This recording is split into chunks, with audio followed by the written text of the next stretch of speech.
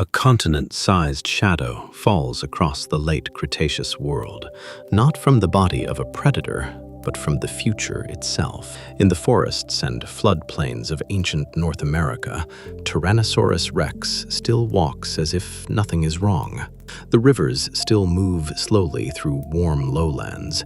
Ferns still cover the ground. Great horned dinosaurs still graze beneath conifers and flowering trees. And somewhere beyond the horizon, a mountain of rock is already on its way, carrying the end of this world inside it. What followed was not only a single catastrophic day, but a chain of consequences that spread through the planet with terrible patience. Fire, darkness, cold, collapsing food webs, and the long silence that comes when familiar landscapes stop functioning as they once did. For an animal as large, specialized, and energy-hungry as T-Rex, this was the true danger. Not merely surviving the impact, but surviving the empty months and ruined years that came after it. When prey vanished, ecosystems broke apart, and power meant very little against a dying world. From fossils, chemical traces, impact debris, and the rocks that mark the boundary between one age and another, science can reconstruct this moment with remarkable clarity. We know Tyrannosaurus rex lived right up to the end of the Cretaceous. We know the asteroid struck. We know non-avian dinosaurs disappeared. But once we step just beyond that line and ask what might have happened if one small tyrannosaur population endured, we leave certainty and enter disciplined speculation, guided not by fantasy, but by ecology, evolution, climate, and the logic of survival. That is what makes this question so compelling. To ask whether T-Rex could have survived extinction is really to ask how the entire history of the modern world might have changed. Would mammals still rise in the same way? Would ancient forests, open plains, and ice age grasslands shape this lineage into something new? Would a descendant of the most famous predator in history still haunt the edges of a much younger Earth? These are not empty inventions.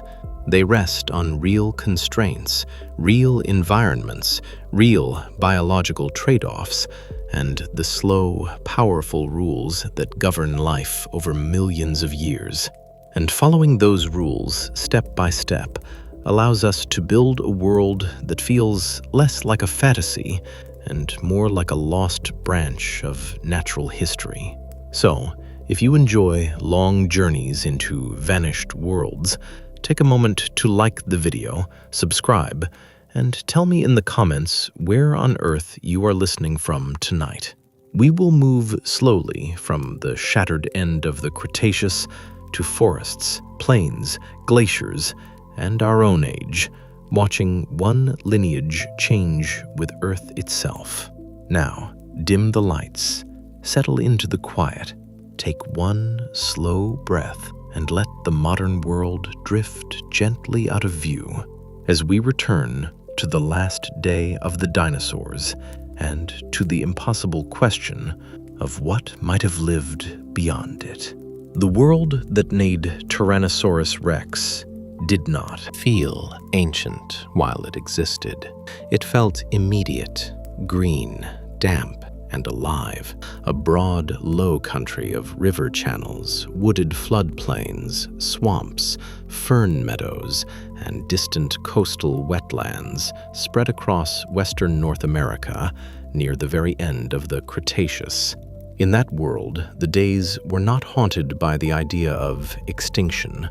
They were filled instead with ordinary motions repeated on a continental scale: the rise and fall of warm air above dark forests, the slow bending of conifer branches in wind, the hiss of insects in thick vegetation, the grind of mud beneath the feet of animals so heavy that each step altered the ground.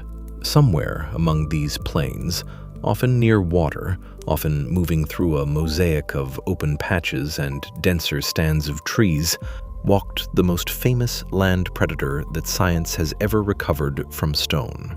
Tyrannosaurus rex is known from one of the richest fossil records available for any giant dinosaur. Its bones, skulls, teeth, growth patterns, muscle attachments, bite marks, and the sediments around them have allowed paleontologists to build a picture that is unusually detailed for an animal that disappeared 66 million years ago. The picture is still incomplete, as all prehistoric portraits are incomplete, but it is enough to place the animal firmly in the real world rather than in legend. This was not a dragon inserted into nature from outside. It was a product of evolution, as rooted in its environment as any lion, crocodile, or eagle. It had ancestors, competitors, prey, limitations, and a place in a living food web. To understand what it would have meant for such a creature to survive the end of its age, it helps to stand still for a while inside its actual landscape and let the details gather around it. Late Cretaceous North America, especially the western landmass called Laramidia, was different from the continent we know now. A shallow inland sea had long divided the continent, and although that sea was withdrawing by the time of Tyrannosaurus, its earlier presence shaped climate, geography, and ecosystems. The regions where T-Rex fossils are most often found were not endless dry plains in the modern sense. They were more varied and more humid, with river systems wandering across low terrain, with seasonal changes that may have been noticeable but not identical to those of the modern temperate world, and with vegetation drawn from groups of plants that were both familiar and unfamiliar. Conifers still stood in many areas. Flowering plants had spread widely. Ferns, horsetails, shrubs, and broadleaf plants filled in the spaces below. The air would not have looked like the air of a fantasy landscape. It would have looked like weather above a real floodplain, sometimes clear, sometimes hazy, sometimes heavy with rain. In such places, size changed everything. Adult Tyrannosaurus rex was immense, with a skull as long as a tall human is high, a body built around deep muscle, and hind limbs powerful enough to move many tons of mass across broken terrain. Yet, it is important not to imagine that this animal spent every hour displaying itself like a monarch on a stage. Large predators in real ecosystems do not perform dominance for an audience. They move when movement is needed. They conserve energy when conservation is wise. They travel through territory, investigate carcasses, test the wind, watch herds, and respond to opportunities that are unevenly distributed in time and space. An adult tyrannosaur may have seemed astonishing whenever it appeared, but appearance is not the same as constant motion. Like all big carnivores, it lived inside the arithmetic of energy. Its head remains one of the most remarkable structures ever produced by terrestrial vertebrate evolution. The skull was not simply large, it was heavily built, reinforced, and shaped to deliver an extraordinary bite. Studies of the bones and their joints, of tooth wear, of bite marks left on prey bones, and of the mechanics of the jaw suggest forces that far exceed those of any living land predator. The teeth were thick, robust, and in some positions closer to crushing spikes than to narrow slicing blades. This was an animal able not only to puncture flesh, but to damage bone, to remove chunks, to process carcasses in a way that opened access to marrow and deeper tissues. That does not mean every hunt ended in a theatrical explosion of violence. It means that when a large tyrannosaur fed, almost no part of a carcass was truly secure from it. Its senses were also well suited to the role of a large predator and scavenger. The skull contains evidence long interpreted as support for an excellent sense of smell. The forward-facing eyes suggest substantial binocular overlap, useful for judging distance. The inner ear has been studied for clues about head position and movement. Exactly how its sensory world felt from the inside can never be known, but the balance of evidence points toward an animal that was not clumsy, dim, or ecologically crude. It was highly tuned to reading its surroundings. Smell would have mattered over long distances. Vision would have mattered in timing movements, tracking prey, and understanding terrain. Sound, vibration, and the behavior of other animals would have contributed to a continuous stream of information, as they do for modern predators. Growth adds another layer to the picture. Tyrannosaurus did not begin life as the animal most people imagine. It hatched small, vulnerable, and dependent on a strategy that only worked if enough young survived to maturity over many generations. As it aged, its body changed dramatically. Juveniles were slimmer, longer-legged relative to body size, and likely occupied somewhat different ecological roles from the giant adults. This matters because a single species could spread its pressure across an ecosystem in age-dependent ways. A young tyrannosaur was not merely an unfinished giant, it was a different kind of animal, moving through a different size class of prey and danger. In ecosystems today, large carnivores often show shifts in diet and behavior as they mature. The same principle almost certainly applied here. The world of T-Rex, then, was shaped not only by giant adults, but by the presence of adolescents and subadults moving with a different balance of speed, risk, and opportunity.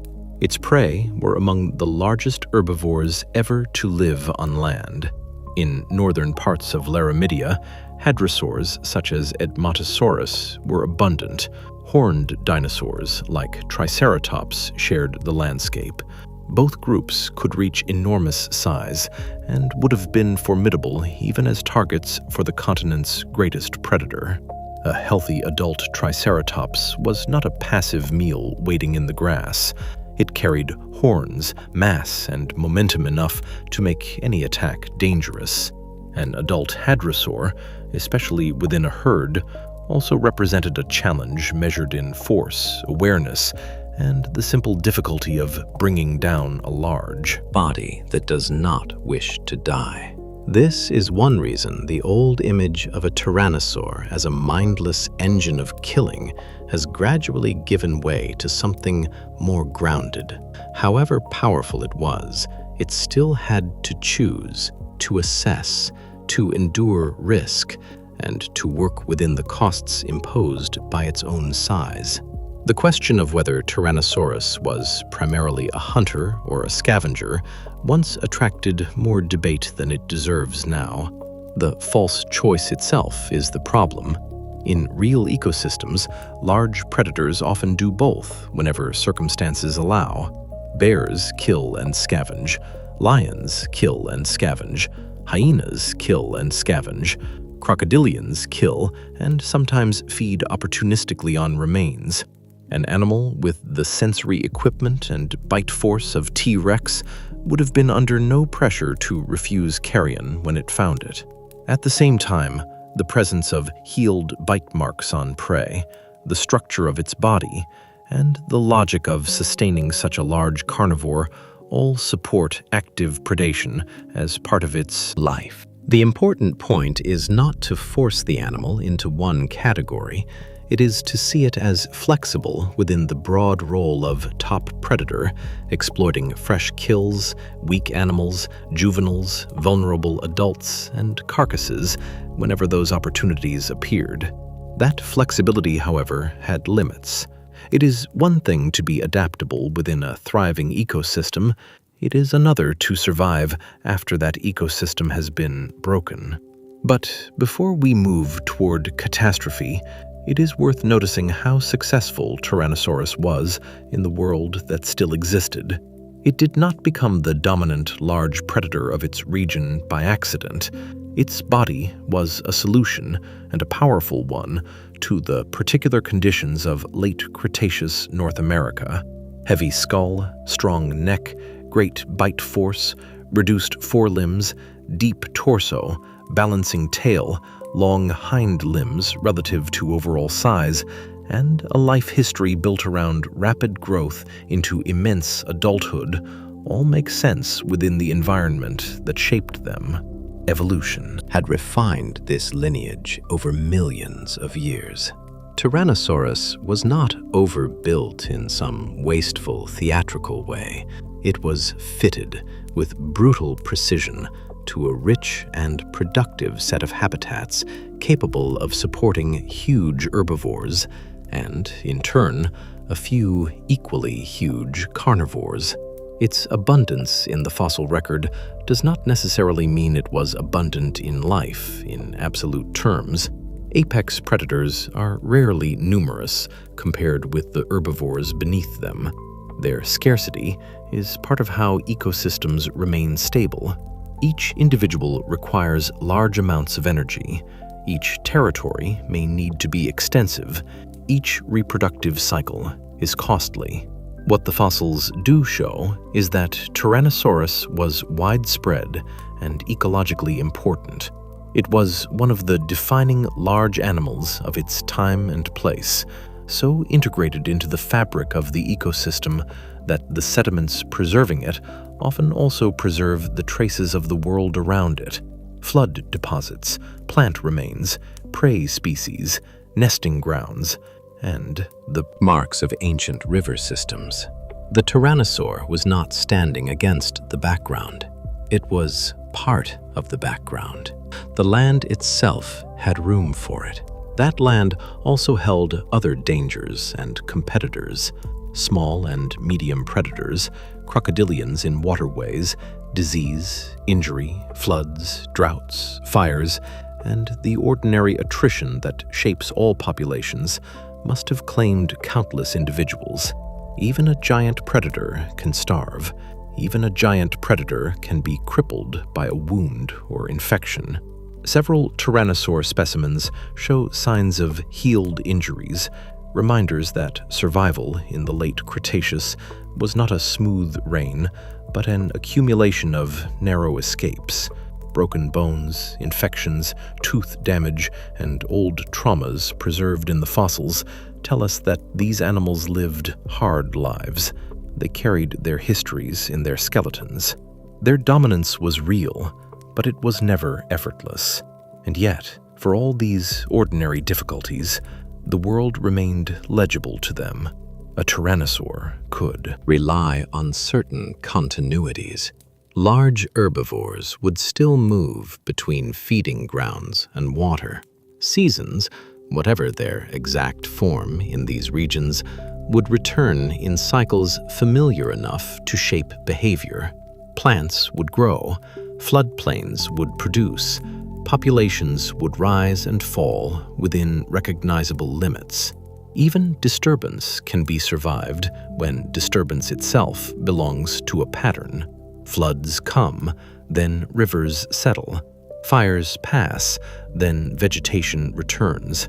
A predator's life is precarious, but it is precarious inside a functioning system. That phrase matters, functioning system, because the crisis at the end of the Cretaceous was not merely a severe disturbance within the usual bounds of nature. It was the interruption of the system itself. If one could stand on a rise above those ancient plains in the last quiet weeks before impact, almost nothing would announce the approach of the boundary that now seems so sharp in geology books. A distant herd would graze. An old channel would glitter in the sun. Pterosaurs might cross the sky. Insects would continue their brief lives among leaves and flowers. A young tyrannosaur, not yet huge, might move quickly through cover in search of smaller prey. Somewhere else, a mature individual might linger near a carcass, lifting its head now and then to test the air. The world would feel established, old in the way healthy ecosystems often feel old, as if it had always known itself and would continue knowing itself indefinitely. That is one of the most haunting things about mass extinctions. On the eve of collapse, life does not usually sense that it is standing at the edge of a page.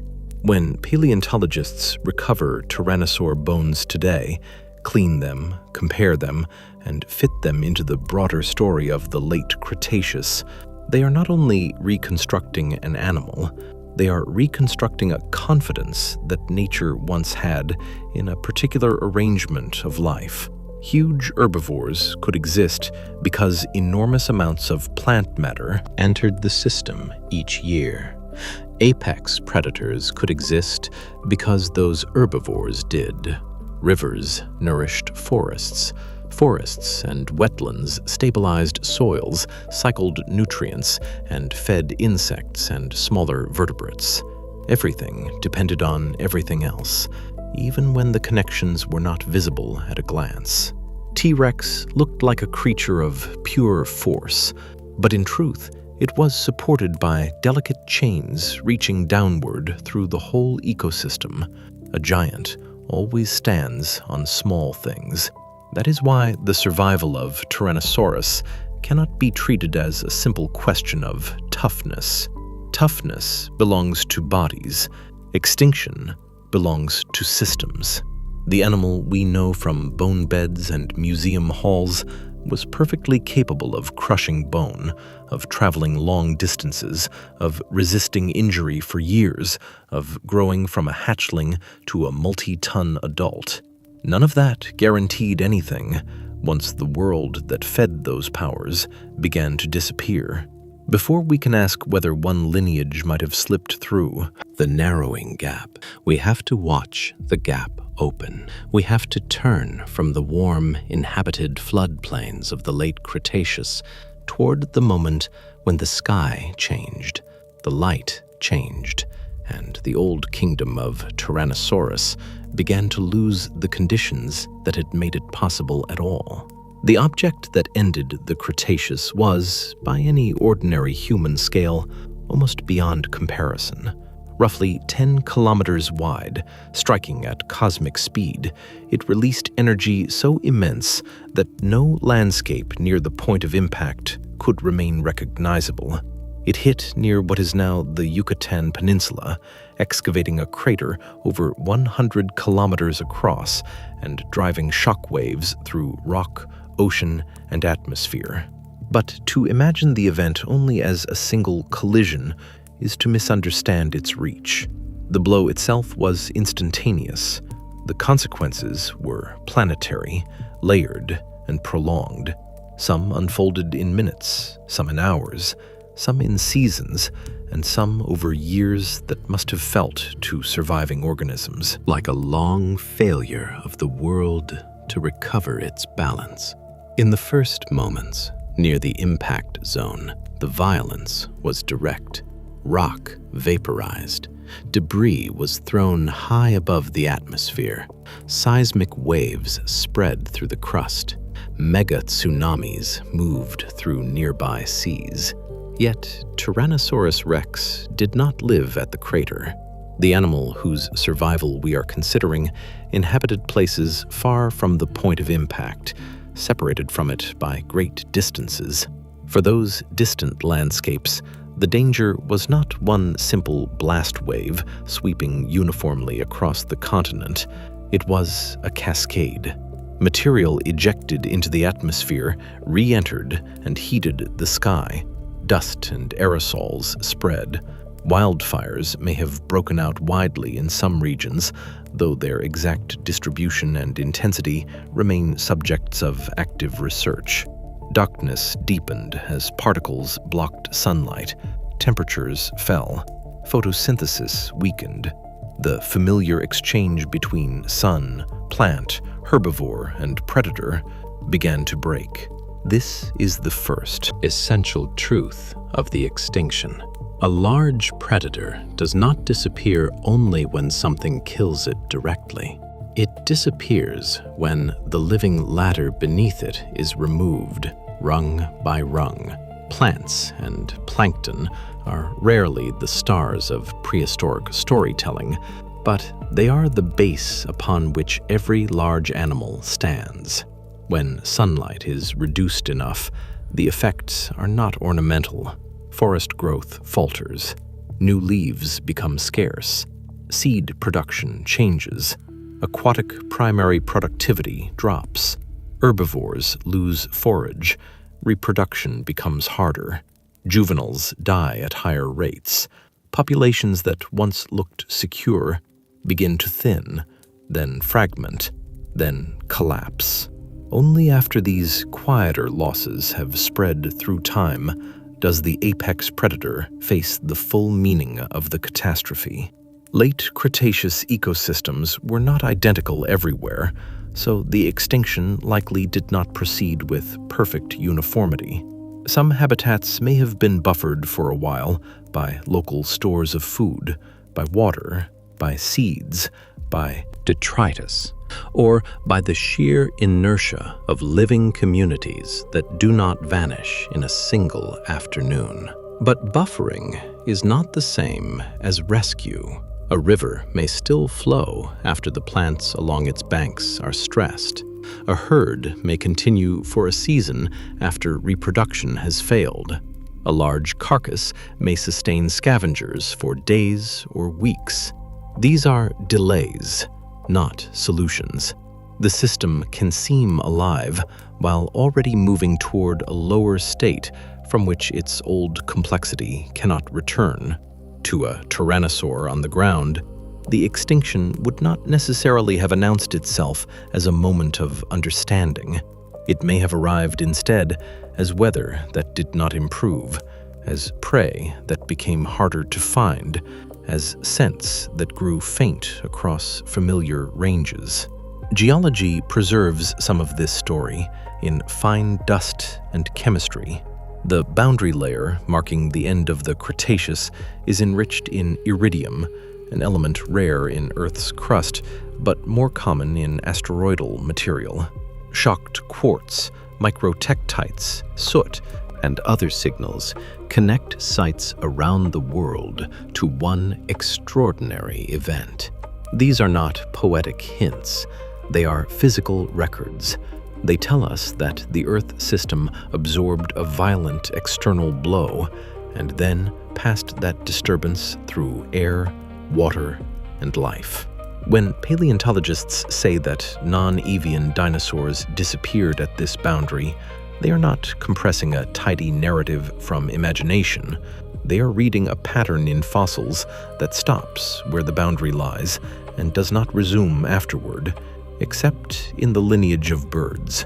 Tyrannosaurus, like Triceratops and Edmontosaurus, belongs to the last layer of a world before a sharp biological cut. The cooling that followed the impact is sometimes called an impact winter, though no phrase fully captures what such darkness would mean to ecosystems built around sunlight. Even a modest reduction in incoming light can alter temperature and plant growth in serious ways. A severe reduction over months would be devastating. Some studies suggest that sulfur released from target rocks may have contributed strongly to global cooling by forming aerosols that reflected sunlight. Dust alone is not the whole story. Chemistry matters. Atmosphere matters. Oceans matter. The world after the impact was not merely dirty. It was chemically and climatically transformed. For a giant herbivore, this mattered at the level of each mouthful. A Triceratops or Edmontosaurus did not need a theory of atmospheric opacity to feel the crisis. It only needed empty feeding grounds, stunted regrowth, and the gradual disappearance of abundance. These animals required large quantities of plant matter. Adults might endure some stress by drawing on body reserves, but juveniles would be more vulnerable, as they are in many living species. Reproductive success would falter quickly if breeding adults could not maintain condition. Herd structure might break apart. Migration routes, if they existed seasonally or regionally, might no longer lead to productive landscapes. The extinction of large herbivores is often the extinction of their future first. Adults remain visible while the next generation fails to arrive. Then comes the predator, late to the crisis, but more exposed than its reputation suggests. Tyrannosaurus could have eaten carrion, and in the early phase of ecological collapse, there may have been more carcasses than usual. That brief abundance, however, is deceptive. Scavenging becomes profitable in systems where death has increased, but the background processes of productivity continue. It becomes pointless in systems where death is everywhere and replacement is nowhere. A predator can feast on decline for a while, but it cannot build a future on it. Once the herbivore base contracts sharply, the food available to the top carnivore does not decline in a smooth, manageable line. It falls beneath the threshold needed to sustain large bodies and viable populations. The size of Tyrannosaurus, so impressive in a stable ecosystem, becomes a burden in a starving one. Large bodies need large amounts of energy over time. They are efficient in some ways, but they are not magically exempt from the laws of metabolism. A mature tyrannosaur cannot survive on insect blooms, scattered seeds, or tiny vertebrates. Even if it can go for long intervals between substantial meals, it still depends on an environment capable of producing large prey, or at least a steady flow of medium and large carcasses. In the aftermath of the impact, that environment was being stripped of the very processes that created such prey in the first place. Some animals did survive the boundary, and the pattern of survival is revealing. Small size appears again and again as an advantage, though not an absolute one. Animals able to shelter underground, in water, or in buffered microhabitats may have been less exposed to sudden temperature swings and fire. Generalist diets helped. Freshwater environments may, in some cases, have been more resilient than terrestrial ones, because detritus-based food chains can continue when sunlight-dependent productivity is reduced. Seeds and buried plant parts can wait. Insects can exploit decay. Small vertebrates can feed on many things and require far less food than giants. Crocodilians, turtles, some birds, mammals, and numerous other lineages made it through, not because they were more splendid, but because they fit the narrow set of traits favored by a wrecked world. No giant, non-avian dinosaur is known to have done so. That absence is itself evidence. It suggests that once body size, reproductive tempo, and ecological dependence crossed certain limits, survival became vanishingly unlikely. The end of the Cretaceous was not a fair test distributed evenly across species. It was a filter, and the filter was harshest where energy demands were high and flexibility was low. Tyrannosaurus was not uniquely unlucky. It belonged to a whole tier of life that the new conditions no longer supported. Yet even here, nuance matters. Extinctions are not always global in the same hour. Populations die at different times. Some may persist regionally after others are gone. Certain valleys, wetlands, or coastal refuges could remain productive longer than nearby uplands. In a continental landscape, the crisis would have unfolded unevenly from the ground perspective. One river basin might still support herbivores after another had fallen silent. A floodplain with stored organic matter and surviving vegetation might continue to attract animals during the first bad season. There may have been pockets where a large predator could linger, moving among the last concentrations of prey still alive, while the larger system was already sliding toward absence. Imagine the sensory world of such a lingering tyrannosaur. The sky no longer carries the same quality of light. Dawn arrives dim, and noon is muted. Ash or dust settles into water. The air may hold scents of burned vegetation far beyond the usual scale of wildfire. Herds are smaller, more ragged, or strangely absent from places where they had once left broad trails. The river still moves, but the margins of its channel are changed. A carcass appears where before there would have been a moving herd. The next day, there are two. The day after that, there is nothing at all. Predators live by noticing patterns. A tyrannosaur would not have understood the impact as astronomy, but it would have felt that patterns were failing. This failing would extend into the seasons. If the first weeks after impact brought shock and fire in many regions, the months after would bring attrition. Surviving herbivores entering cooler temperatures with poor forage would weaken. Nesting attempts would fail. Eggs, if laid, would be exposed to disrupted climate and reduced parental condition. Young animals, already the most fragile members of large populations, would vanish disproportionately. The landscape after one bad year would not simply contain fewer animals. It would contain fewer future animals. Recovery, if it was to come, required the rebuilding of plants, then herbivores, then predators. But for giant, non-avian dinosaurs, the bottleneck appears to have narrowed too quickly and too completely. Marine ecosystems suffered as well, especially where planktonic productivity was strongly affected. This matters because extinctions in the ocean echo the same principle visible on land. Large reptiles, giant fish, ammonites, and many planktonic groups were drawn into the same logic of collapsed productivity. The asteroid did not target dinosaurs as dinosaurs. It struck the energy flow of the biosphere. The famous loss of tyrannosaurs is simply one humanly vivid expression of a broader biological truth. When the base of a system is shaken hard enough, height becomes exposure.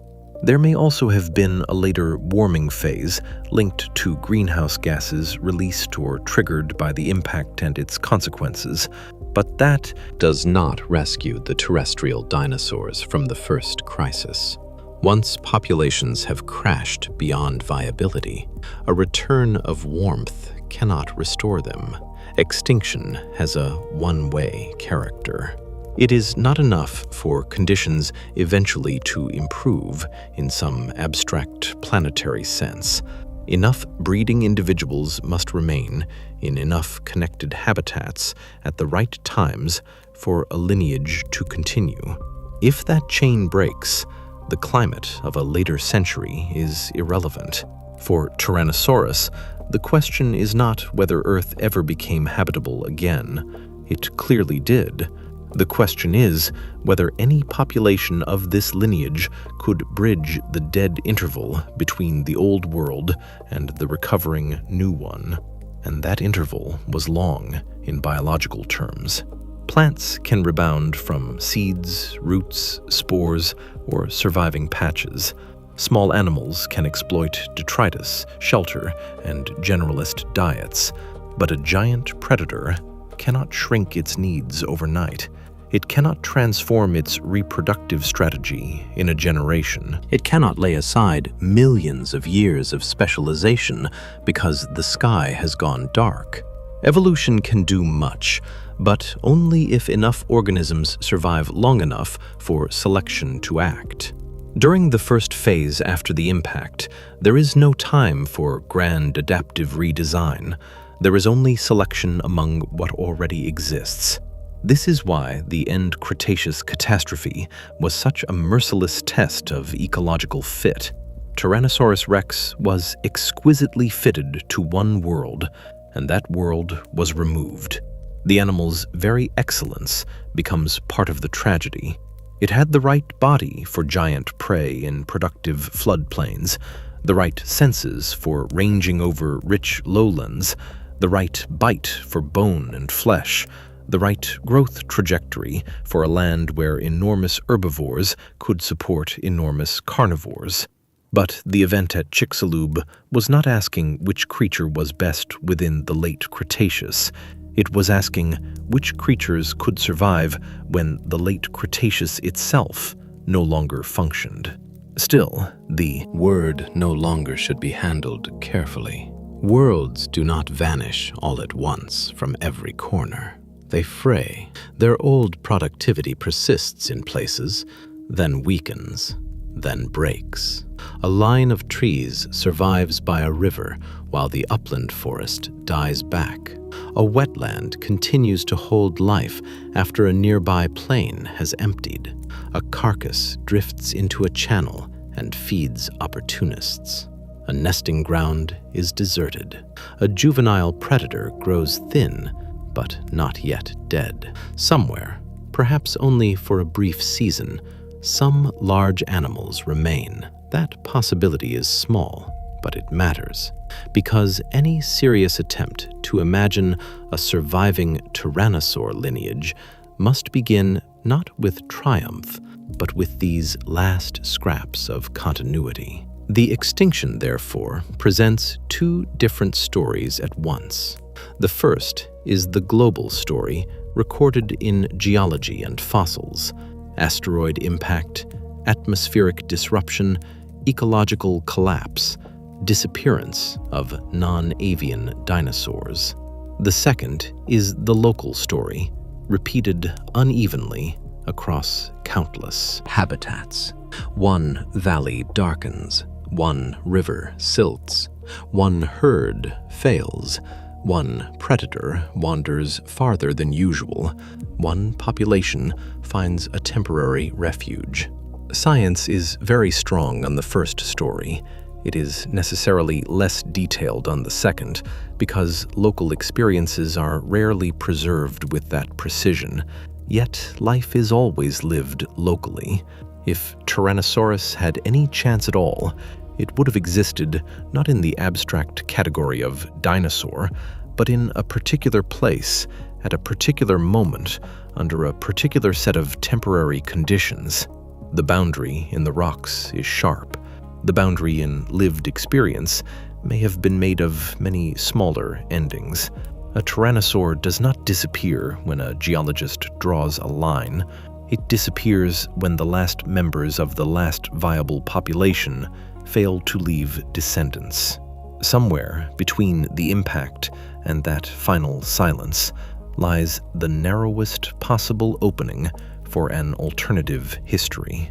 It is an opening made not by strength alone, and not by luck alone, but by geography, behavior, diet, population size, and the remaining fragments of a wounded ecosystem.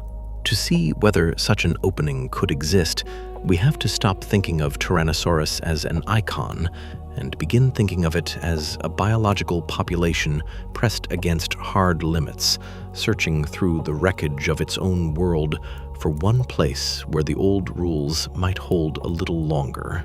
At first glance, it is tempting to believe that the greatest predator of its age should also have been among the hardest animals to destroy.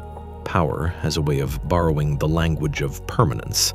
We see a skull that can crush bone, teeth the size of kitchen knives, leg bones built like pillars, and a silhouette so commanding that it still dominates modern imagination, and we instinctively attach survival to those traits.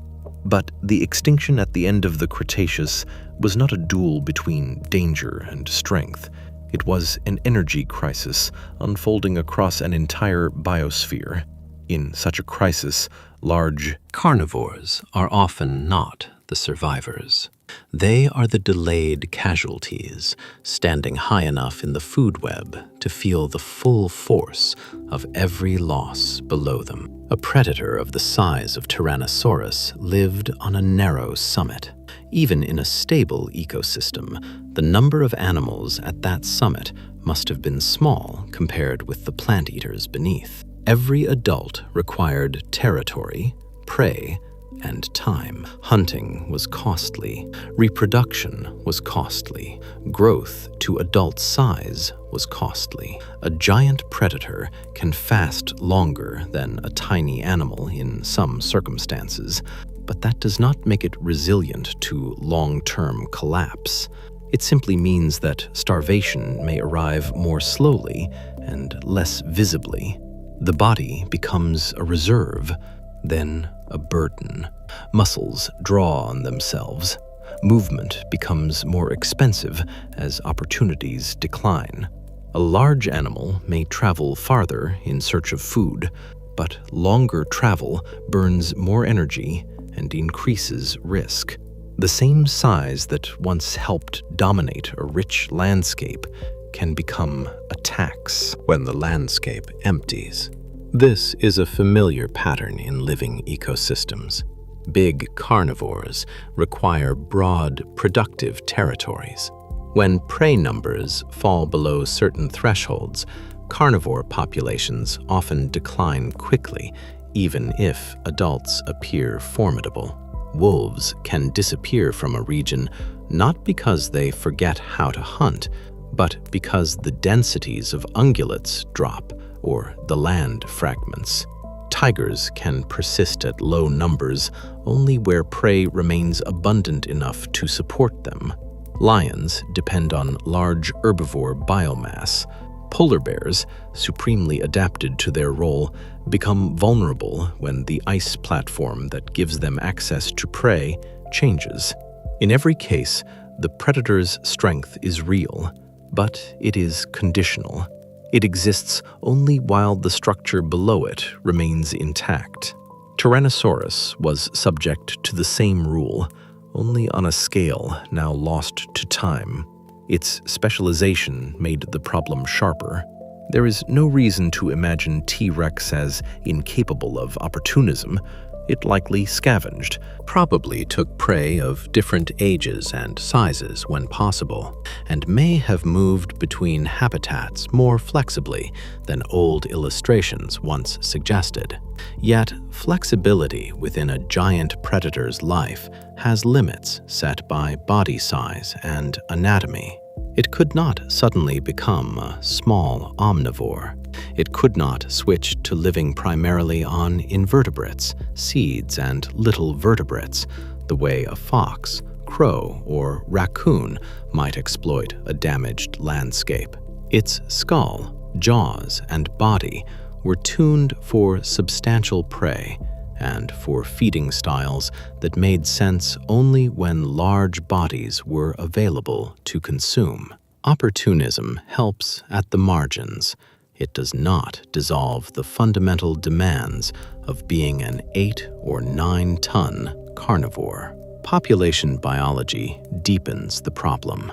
Survival of a species is not measured by whether one old adult stays alive for a final season. A lineage continues only if enough individuals survive in enough condition to reproduce successfully over time. This is where large animals often face hidden fragility. Many have relatively slower life histories. They take time to grow. They invest heavily in each offspring or clutch. They depend on suitable conditions over long periods. We do not know every detail of tyrannosaur reproduction, incubation, and juvenile survival, but we know enough from broader dinosaur biology and from the demands of large-bodied life to understand that the pathway from egg to giant adult was never easy. In a shattered ecosystem, it would have become extraordinarily difficult. Eggs are vulnerable things. Nests are vulnerable places. Hatchlings and juveniles are vulnerable animals. Whatever parental care Tyrannosaurus provided, if any, it could not fully shield the young from a world in which temperatures were unstable, food chains were collapsing, and adult bodies were already under pressure. Reproduction is usually one of the first processes to falter in stressed populations. Adults can survive on stored reserves longer than they can produce healthy offspring. Eggs may be fewer. Nesting attempts may fail. Young may hatch into conditions where prey is too scarce or shelter too compromised for them to survive. In this way, extinction often starts as a demographic silence before it becomes a total absence. The old animals are still present, but the future has stopped arriving. Body size also changes the mathematics of population density. Large predators are generally rare because energy transfer between trophic levels is inefficient. Vast amounts of plant productivity support fewer herbivores, and those herbivores in turn support still fewer top carnivores. A species like Tyrannosaurus may have occupied enormous home ranges, or at least lived at low densities across broad regions. That means that even before the impact, any local population would not have been a crowded mass. When crisis strikes, sparse populations become vulnerable to fragmentation. Individuals may be too far apart to find mates. Surviving habitat patches may be isolated from each other by landscapes no longer traversable or no longer worth crossing. A species can remain visible in fossils or imagination while already being demographically doomed because the living pieces are no longer connected. There is also the problem of ecological timing. When an environment crashes, carnivores do not necessarily die first. Often, there is a lag. Herbivores weaken, carcasses increase, scavenging opportunities briefly rise, and predators may even appear to persist. But this persistence is deceptive because it is being financed by the liquidation of the prey base. The predator is feeding on a system in collapse, not on one capable of renewal. That means the apparent endurance of large carnivores after the first shock may not indicate real resilience. It may instead mark the time between ecological injury and final demographic failure. For Tyrannosaurus, the months immediately after the impact could, in theory, have included episodes of abundant carrion. Those episodes would not solve the larger problem that no stable source of large prey remained if herbivore populations failed to recover. Injury adds another layer of risk. Large predators often survive wounds in productive environments because they can rest, scavenge, or return to hunting when conditions improve. In a collapsing world, every old fracture, every infected bite, every damaged tooth becomes more costly. Fossil tyrannosaurs show that these animals did endure trauma. Healed injuries indicate that they could live through serious hardship. Yet healing itself requires energy, time, and enough food. A population already stressed by prey collapse would be less able to absorb the losses caused by disease and injury. Adults carrying chronic damage might survive in normal years, but die in bad ones. Juveniles, who would ordinarily recover from lean seasons, might not. Ecological crisis amplifies the biological weight of every pre-existing weakness. There is another illusion created by power, and it concerns intelligence. Because Tyrannosaurus was a capable, sensory-rich predator, one might imagine it solving the crisis behaviorally. Could it move to new regions, follow water, shift prey, exploit coastal environments, or spread out enough to avoid competition? Behavior certainly matters. In many extinctions, the animals that survive are not merely those with favorable bodies, but those with favorable habits. Yet, behavior works only within the choices the environment still offers. If the productive landscapes are failing across a continent, moving may simply mean reaching another failing landscape. If herbivores are disappearing broadly, following them leads not to rescue, but to a chain of diminishing returns. Intelligence can help an animal exploit complexity. It cannot restore energy to an ecosystem whose primary production has collapsed. We can also consider seasonality. Even if some late Cretaceous tyrannosaurs lived in regions that experienced strong seasonal contrasts, they would still have been adapted to a predictable annual rhythm generated by a functioning atmosphere and productive vegetation. The post-impact world would have broken that predictability. Plants would have emerged poorly, or not at all, in some places. Waterways might remain, but their banks would not necessarily support the same forage. Seasonal migrations of herbivores, if they occurred, could fail when destination habitats no longer offered food. For a giant predator, uncertainty is dangerous because movement decisions are expensive, travel the wrong way, and the cost is measured not only in distance, but in lost time, wasted energy, and exposure. The food web beneath Tyrannosaurus was also composed of more than its famous prey species. Smaller dinosaurs, mammals, lizards, birds, amphibians, and invertebrates all belonged to the broader ecological network. One might ask whether a giant tyrannosaur could survive by broadening its diet downward when large herbivores became scarce.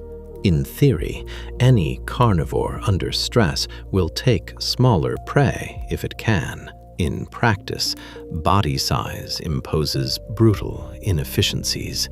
Catching many small animals can never support a giant as effectively as consuming occasional large ones. It is the difference between a wolf chasing mice and a wolf hunting deer.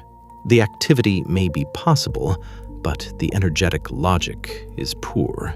T-Rex could probably seize smaller animals opportunistically, yet no realistic abundance of little prey would compensate for the disappearance of giant herbivores over the long term.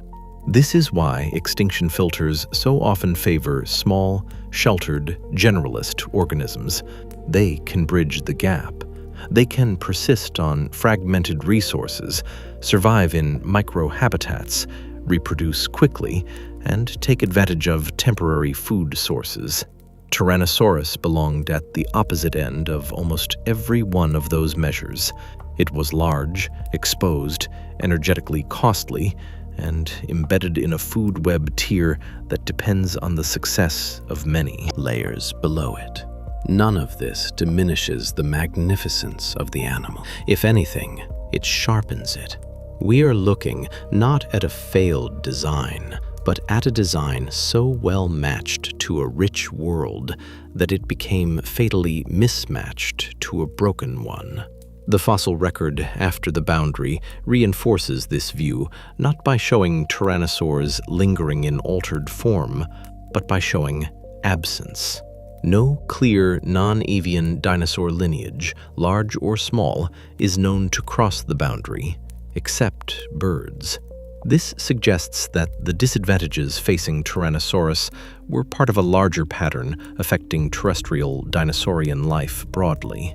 Still, there may have been differences among lineages in how close they came to survival.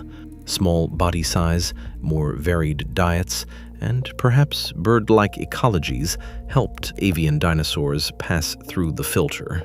Large, non-avian forms did not. Tyrannosaurus, therefore, sits near the extreme end of a gradient of vulnerability rather than as an isolated case.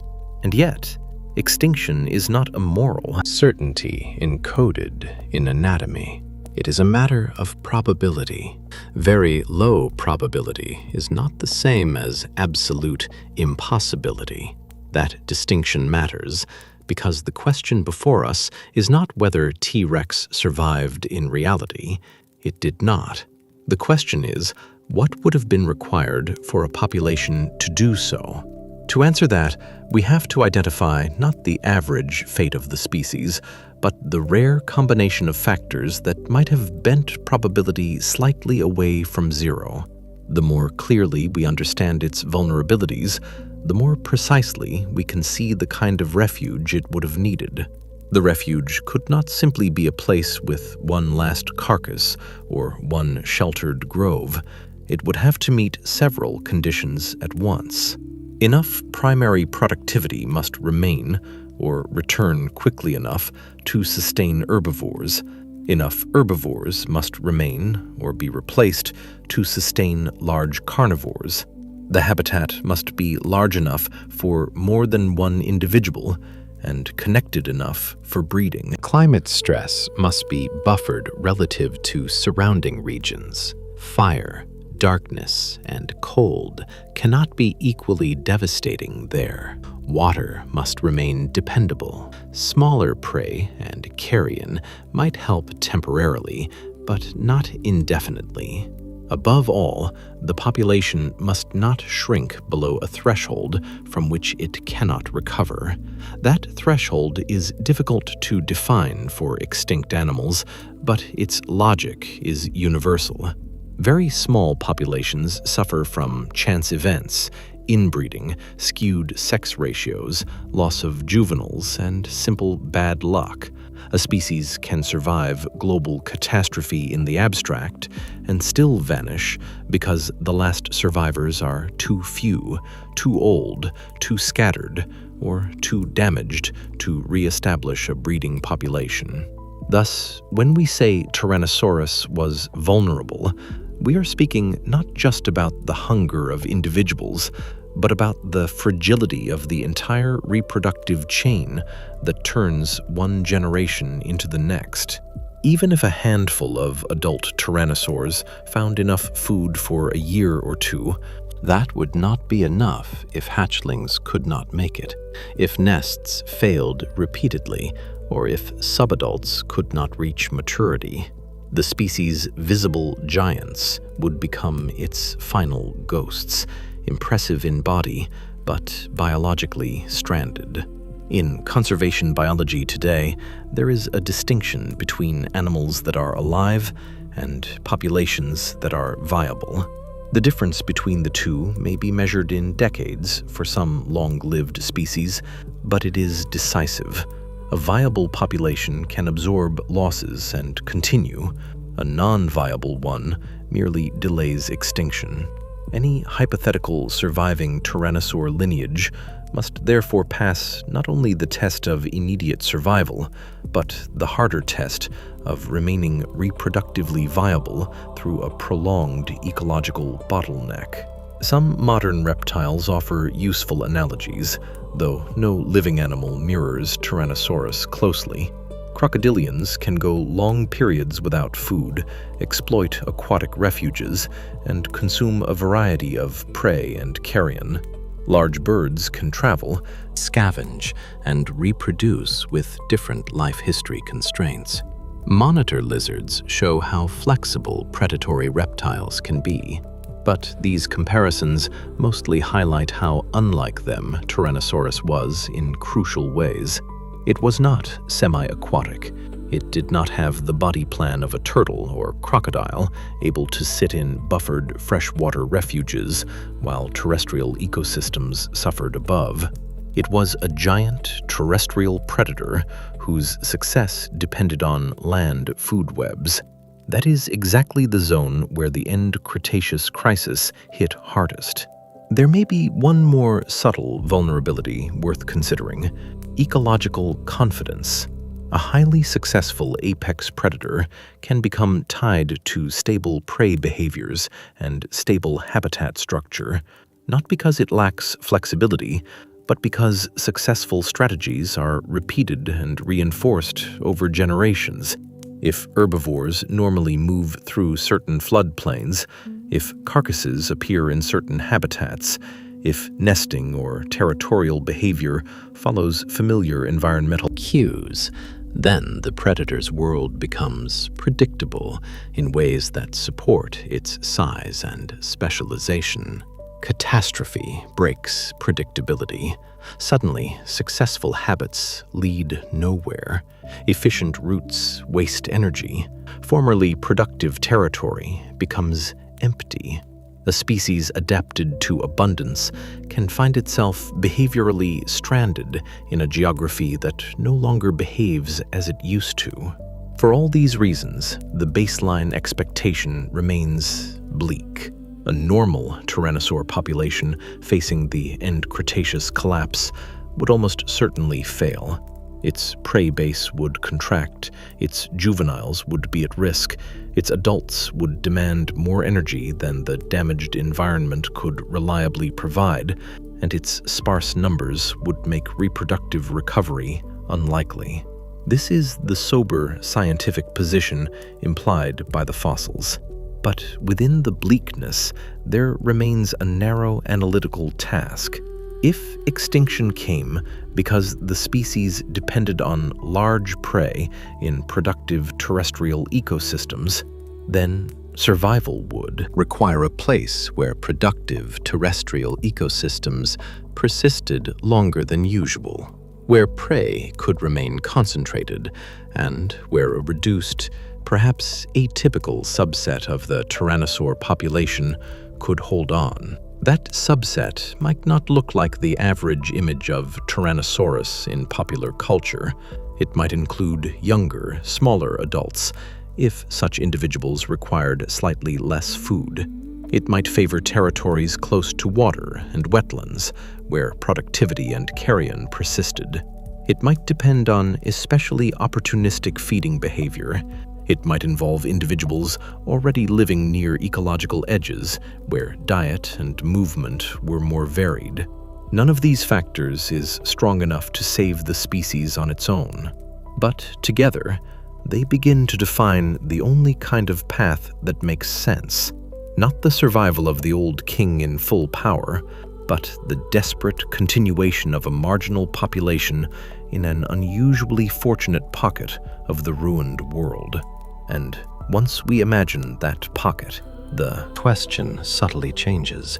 We are no longer asking whether Tyrannosaurus could shrug off the apocalypse. We are asking whether a lineage built for dominance could submit to scarcity long enough for natural selection to work on it. Survival, in that sense, would begin not with triumph, but with reduction. Smaller numbers, smaller ranges, fewer options, perhaps even, over time, smaller bodies or broader diets if the lineage were to continue. To reach that future, however, it first has to cross the most dangerous interval of all, when the old ecosystem has died, but the new one has not yet formed. Somewhere in that dim space between collapse and recovery lies the only opening through which a tyrannosaur lineage could pass, and it is far narrower than the silhouette of the animal that now stands over museum halls would ever suggest. If such an opening existed, it would not have opened everywhere. It would have been local, fragile, and almost certainly temporary in its original form. The surviving animals would not have stood in a restored Cretaceous paradise, but in a damaged refuge, where enough of the old world lingered to prevent immediate extinction. Refuges matter in many extinction scenarios because the planet is never perfectly uniform. Mountains create gradients, rivers create corridors, wetlands store life. Coastal margins, flood basins, and freshwater systems can preserve resources after drier or more exposed habitats have failed. A line of survival can pass through a continent by moving from one buffered pocket to another, each one buying time rather than providing full safety. For a tyrannosaur lineage, the most plausible refuge would likely be tied to water. Freshwater systems may have offered some resilience because dead organic matter, aquatic productivity, and buffered temperatures can sustain food webs differently from open uplands. Even when terrestrial plant growth declines, rivers, oxbow lakes, marshes, and swamps can continue to concentrate animal life. Herbivores seeking water are drawn there. Smaller vertebrates persist there. Carcasses drift there. Vegetation may recover there sooner or endure there longer in patches. None of this creates abundance in the old sense, but it can create density, and density matters when a starving predator needs prey to remain accessible. One can imagine, with due caution, a low-lying basin crossed by sluggish channels, partly sheltered from the worst fires, rich in detritus, and still holding pockets of edible vegetation after neighboring regions have become barren or unstable. Hadrosaurs, weakened by poor forage elsewhere, might gather near such wetlands.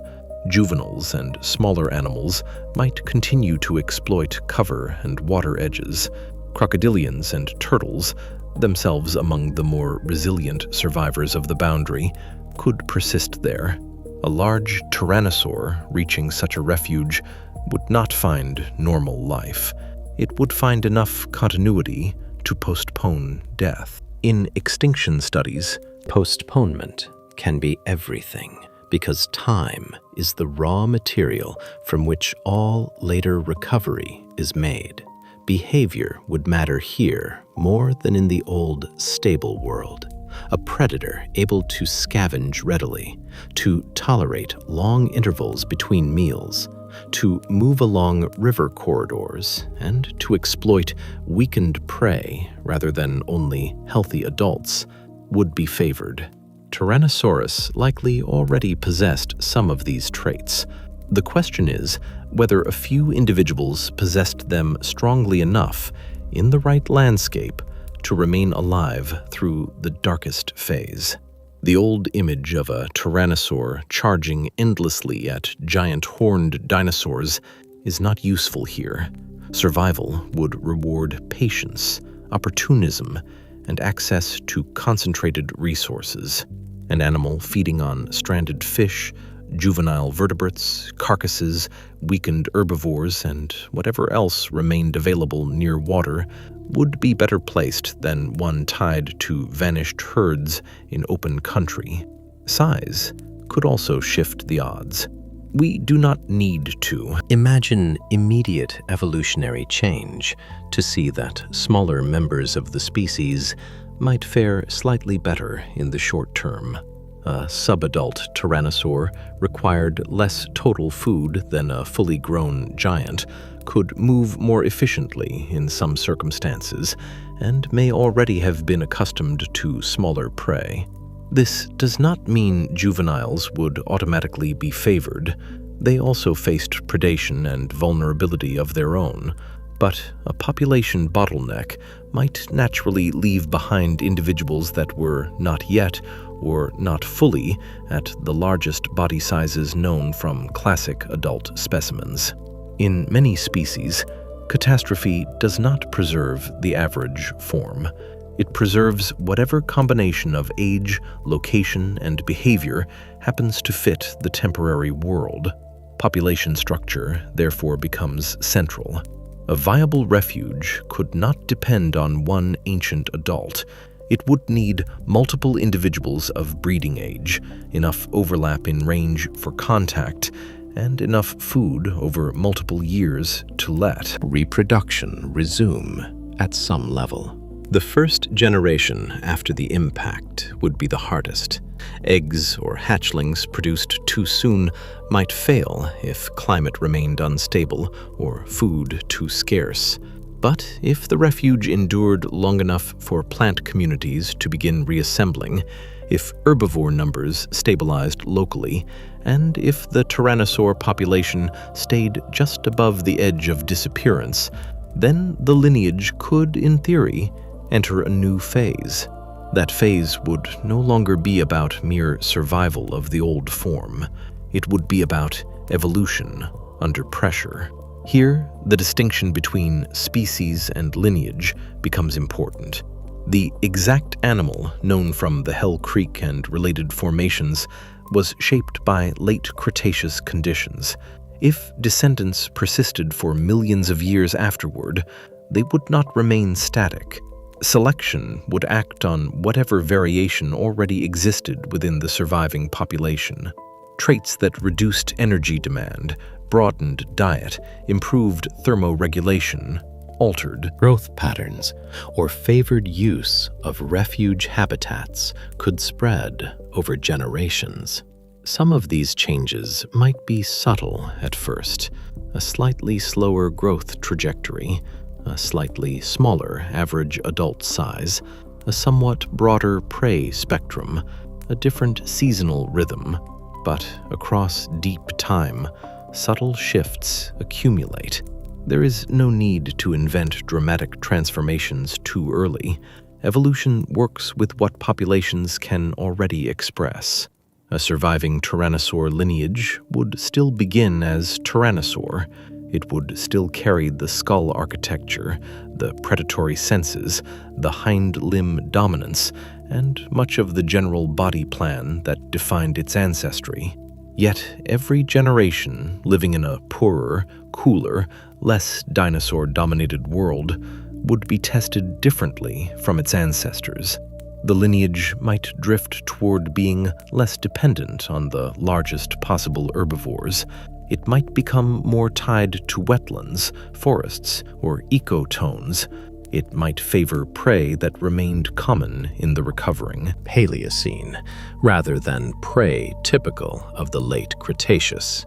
In that sense, the survival bottleneck would not merely filter individuals, it would redirect the destiny of the lineage. The recovering world after the boundary would also be quieter in a particular ecological sense. Many of the great non-avian dinosaur lineages were gone. That means a surviving tyrannosaur population, if it existed, would not be entering a landscape crowded with its old competitors and prey. It would be entering one with vacant niches, reduced diversity of large terrestrial vertebrates, and unusual opportunities mixed with severe scarcity. This sounds advantageous at first, but empty niches are valuable only if the energy entering the system can support them. In the immediate aftermath, the problem is not competition for giant prey, it is the rarity of giant prey itself. Later, as ecosystems recover, the absence of old dinosaurian competitors might indeed give the lineage room, but to reach that later stage, the population must first endure the lean interval, when room means very little without food. Scientists sometimes speak of disaster taxa, organisms that do relatively well in disturbed conditions because they are flexible, fast-breeding, or otherwise suited to simplified ecosystems. Tyrannosaurus could never become such a taxon in the strict sense. It was too large, too slow to mature, too dependent on high trophic resources. But it might, under extreme pressure, become something more modest than the old apex giant. Not a disaster specialist, but a lineage hovering at the edge of systems rebuilt around lower productivity. One might imagine descendants that remain formidable, yet less extravagant in absolute size, more willing to exploit medium prey, more seasonal in movement, perhaps more geographically restricted. That is not fantasy. It is the general logic by which large animal lineages persist through environmental transitions. They stop being what the old world made them and become what the new world can afford.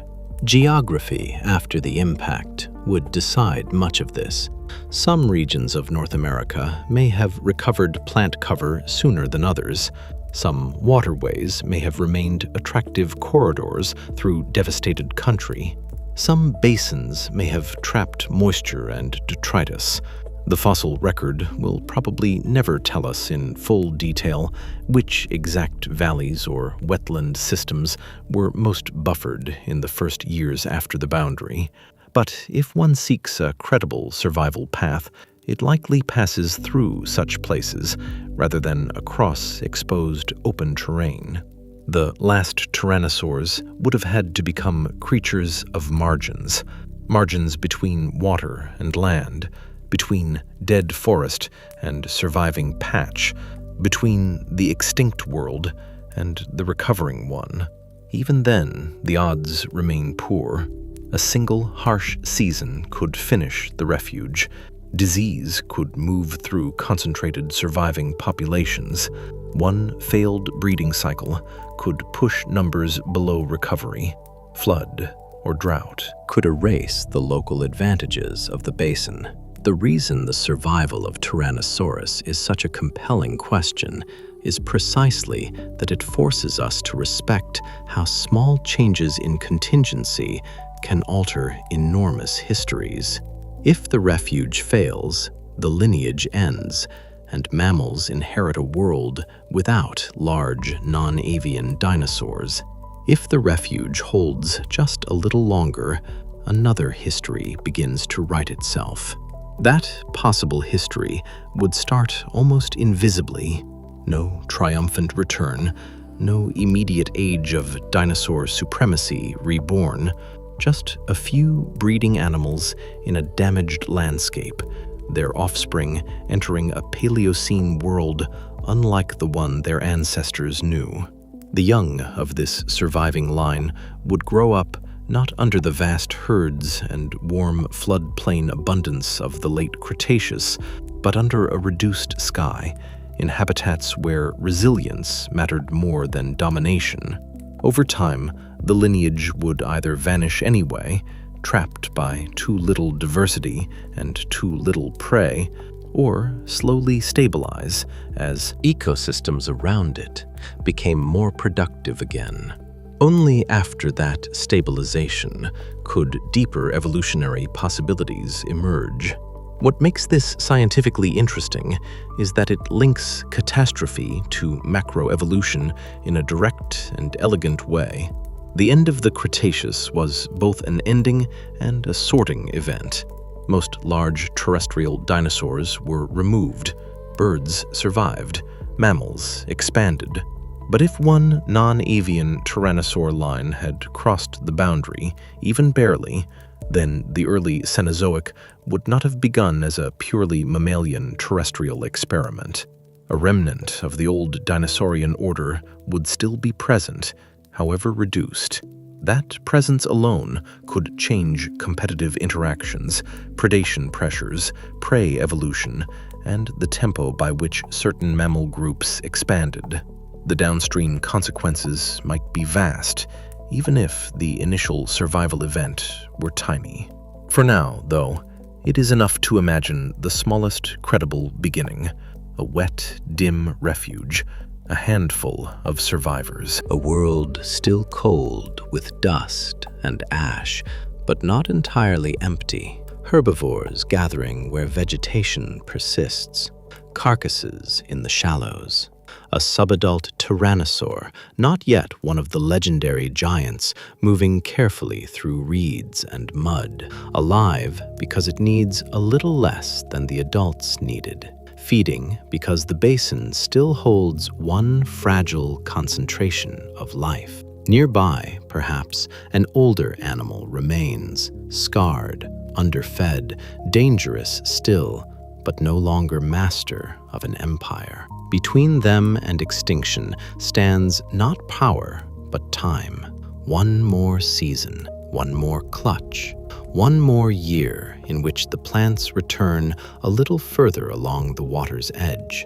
And as the atmosphere slowly clears, as sunlight begins to recover, as the first truly post-apocalyptic generations of plants and animals spread into the damaged land, the question changes once again. It is no longer only whether Tyrannosaurus could survive the catastrophe. It becomes, What sort of world would emerge around a lineage that had done so, and what kind of predator that lineage would have to become as the old Cretaceous kingdom faded fully into the deep past and the strange, warm dawn of the Paleocene began? The forests that would follow were not the forests that Tyrannosaurus had known. In the years and centuries after the boundary, plant communities would reorganize, climates would fluctuate, and the whole architecture of the land would begin to loosen from its Cretaceous design. The old giants were gone from most places. New mammals, still small in comparison, would test openings left in shadowed understories and along riverbanks. Birds would inherit part of the sky. Crocodilians would remain where water still offered stability. And somewhere, if the narrowest version of this survival story holds, a tyrannosaur lineage would be entering that altered world not as a ruler, but as a remnant, carrying the shape of a vanished age into landscapes that no longer fully belonged to it. That is why the next step In this journey matters so much. Survival through catastrophe is only the first challenge. What comes after may be even harder. A population can cling to life at the edge of extinction and still fail once the world begins to rebuild in unfamiliar ways. The recovering Paleocene would ask different questions from the catastrophe itself. It would ask whether these animals could live in ecosystems with fewer giant herbivores, different forests, new competitors, and changing climates. It would ask whether the last tyrannosaurs could remain simply the last tyrannosaurs, or whether they would have to become something quieter, leaner, and more adaptable than any of their ancestors had ever been. Ahead lies a greener but stranger Earth, where recovery does not mean restoration, and where every surviving lineage must negotiate with a planet that has changed the terms of existence. To follow that road is to leave the last day behind and enter the long aftermath, where heat, forests, rivers, and opportunity begin very slowly to return. Never again in the old way. The first sunlight that returns to the recovering Earth does not fall on an empty stage. It touches mudflats stitched with fresh tracks, river margins crowded with reeds and low plants, ponds where turtles rise through dim water, and thickets alive with insects, birds, and small mammals that have already begun to test the new world. The silence after the asteroid is real, but it is not total. The old order has been cut down, yet life itself has not withdrawn. It has become smaller, closer to the ground, more cautious, more opportunistic. The great Cretaceous pageant has ended, but the Paleocene opens not as a void, rather as a quiet landscape full of survivors. That distinction matters because extinction can mislead the imagination. From a distance, it encourages a picture of complete erasure, as though a continent wakes one morning and finds itself stripped of movement, sound, and appetite. The rocks tell a subtler story. Many lineages crossed the boundary. Birds remained. Crocodilians remained. Turtles remained. Amphibians, fishes, insects, plants, and mammals remained. What vanished was not life in general, but a particular structure of life, especially the network of giant terrestrial animals that had dominated the late Cretaceous. When that structure collapsed, the world did not become dead. It became simplified, and simplified worlds can be dangerous in a different way. because they offer both risk and opportunity to anything that endures within them. Freshwater environments appear to have been among the places where continuity was easiest to preserve. Rivers still carried organic matter. Lakes and wetlands still gathered detritus. Food chains could continue there, even when sunlight-dependent productivity on land had been badly disrupted. This helps explain why so many freshwater-associated animals survived the boundary more successfully than large terrestrial dinosaurs. A swamp, Marsh or river floodplain could buffer the shock by collecting resources and by supporting scavengers, insects, small vertebrates, and plant communities capable of reassembling more quickly than exposed uplands. For a hypothetical surviving tyrannosaur lineage, such settings would not be comfortable homes in the old sense, but they would be lifelines, places where the world still held together just enough to keep hunger from becoming immediate extinction. If one looks closely at the early Paleocene, the planet seems to breathe in shallower rhythms than before. Forests begin to return, but not always as the same forests. Animal communities reform, but with missing pieces. There are no familiar herds of triceratops moving through river country, no vast hadrosaur populations maintaining the old traffic of flesh across the food web. Instead, there are smaller mammals moving through undergrowth, birds testing canopy and shore, crocodilian bodies half submerged at quiet margins, turtles pressing through silt, and a growing multitude of forms that had once lived beneath the notice of giant dinosaurs. A surviving tyrannosaur would not step into a restored kingdom. It would step into a world where power had become harder to express because abundance itself had changed scale. That change in scale is one of the deepest consequences of the end Cretaceous extinction. Giant ecosystems do not simply vanish and then reappear in miniature. They rebuild from the bottom upward. First come the plants capable of handling disturbed ground, altered climate, and shifting soils. Then the small herbivores and omnivores that can exploit them. Then the predators that feed on those animals. Only much later, if productivity becomes high enough and remains stable long enough, can large, specialized herbivores and the large predators above them recover in any true sense. This sequence is why the early Paleocene is often described as a world of mammals, birds, crocodilians, and recovering Forests, rather than a world of giant terrestrial drama. The drama is there, but it has moved closer to the soil. Mammals in this world are still modest in size by later standards, yet they are unusually well positioned for expansion. They are not successful because they carry some hidden destiny. They are successful because the new conditions reward many of the traits they already possess. Small bodies are cheaper to maintain. Generalist diets allow flexibility. Burrowing, climbing, hiding, and rapid reproduction all help populations absorb shock and rebound. Fur may assist with insulation in cooler intervals.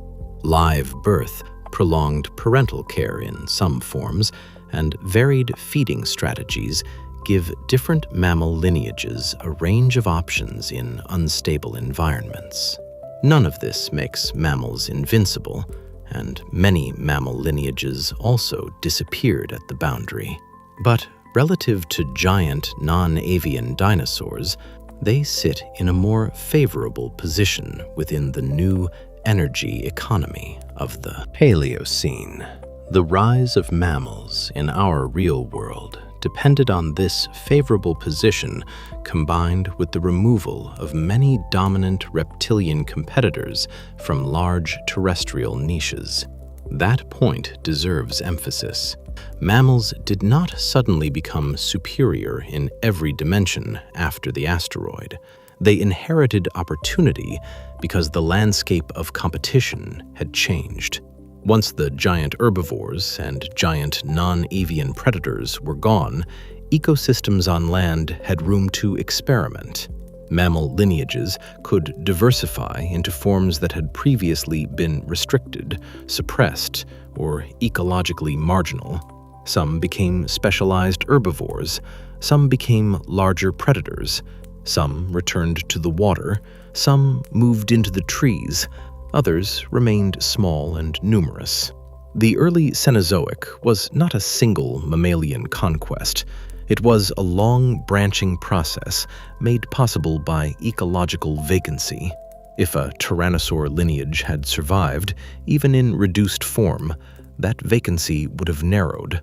Not everywhere, perhaps, And not immediately, but enough to matter. Large predatory pressure from a remnant dinosaurian lineage would alter the way certain mammals expand, especially in habitats where those predators persist. It would not cancel the mammalian radiation altogether. Mammals were too diverse, too flexible, and too varied in ecology for that. Small insectivores, omnivores, burrowers, climbers, and semi-aquatic forms would still thrive. Birds would still diversify. Crocodilians would still dominate some waters. But the top of the terrestrial food web would no longer be fully open. Even a modest tyrannosaur survivor, if able to breed and persist, would represent continuity with the Mesozoic at precisely the level where the real Cenozoic became most distinct. This is why the shape of the surviving lineage matters more than the mere fact of survival. An unchanged adult Tyrannosaurus rex, requiring enormous prey and large territories, would probably vanish even after escaping the immediate aftermath. Because the early Paleocene simply would not offer the right kind of world for long-term stability.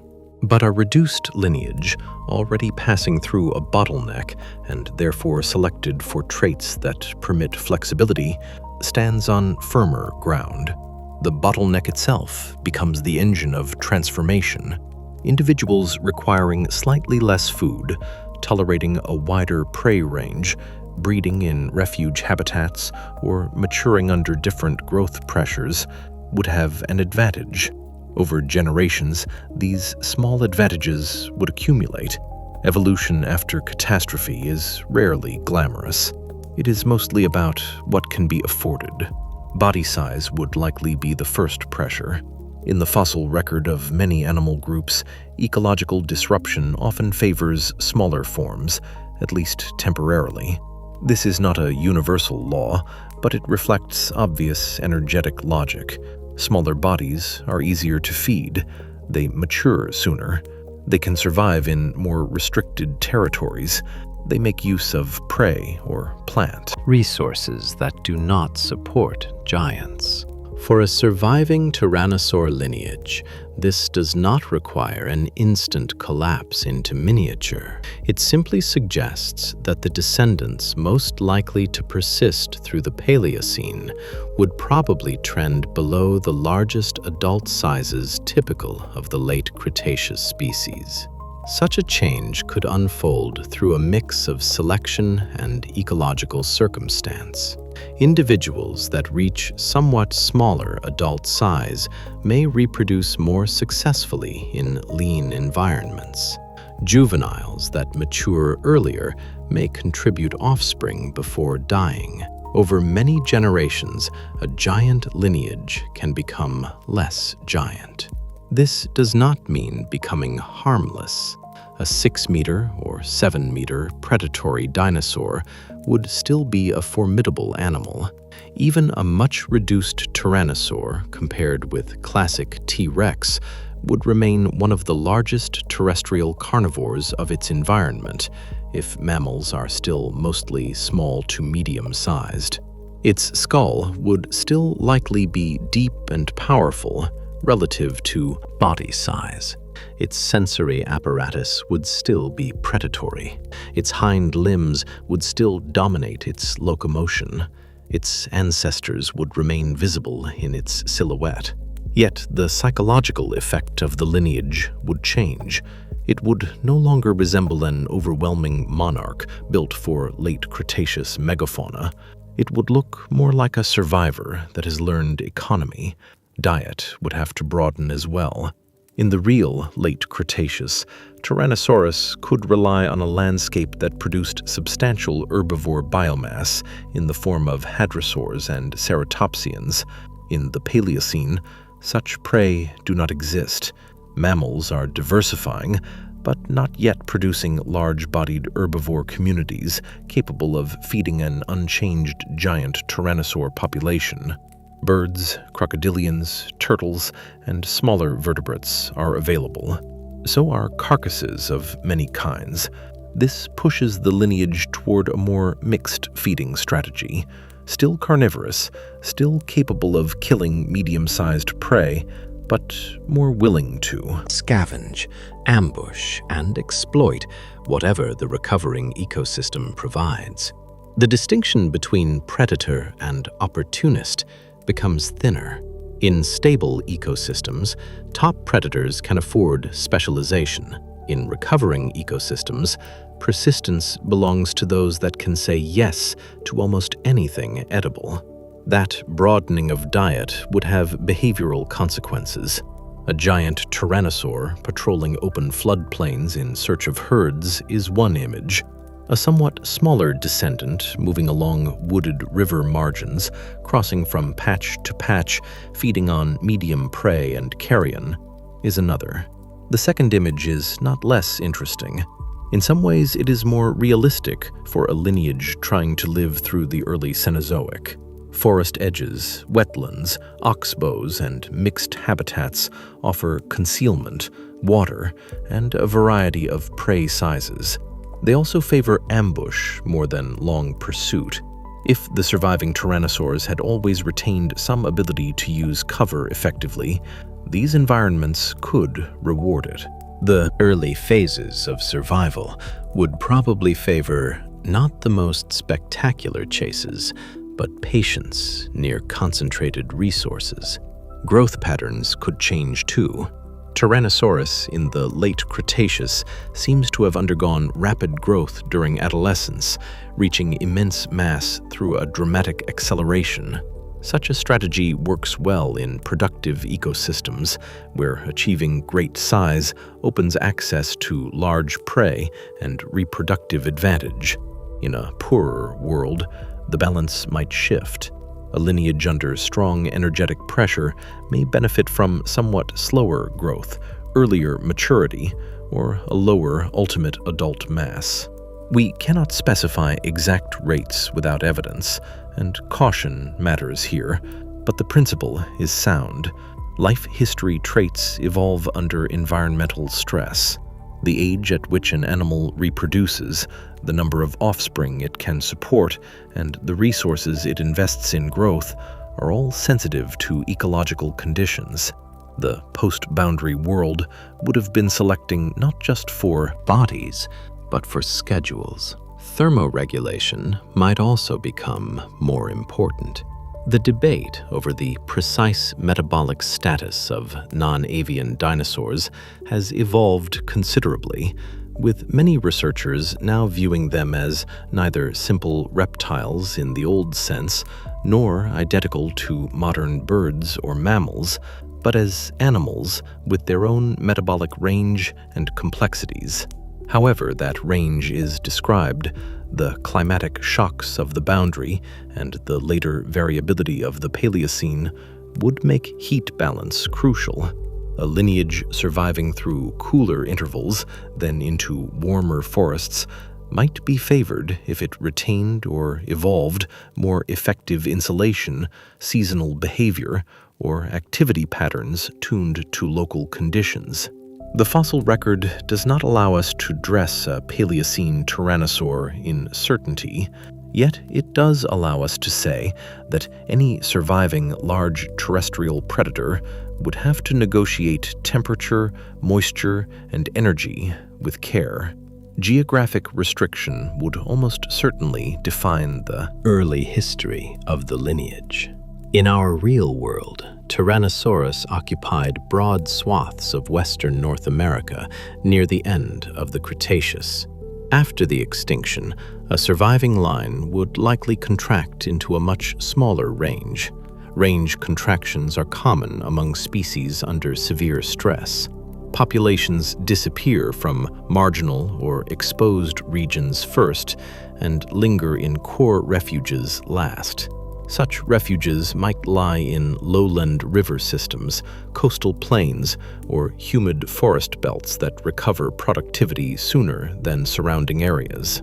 This means the first millions of years of tyrannosaur survival, if they occurred at all, would probably be provincial. The lineage would not dominate the continent, it would haunt part of it. That provinciality shapes evolution. Isolated populations often diverge, sometimes through selection, sometimes through drift, often through both.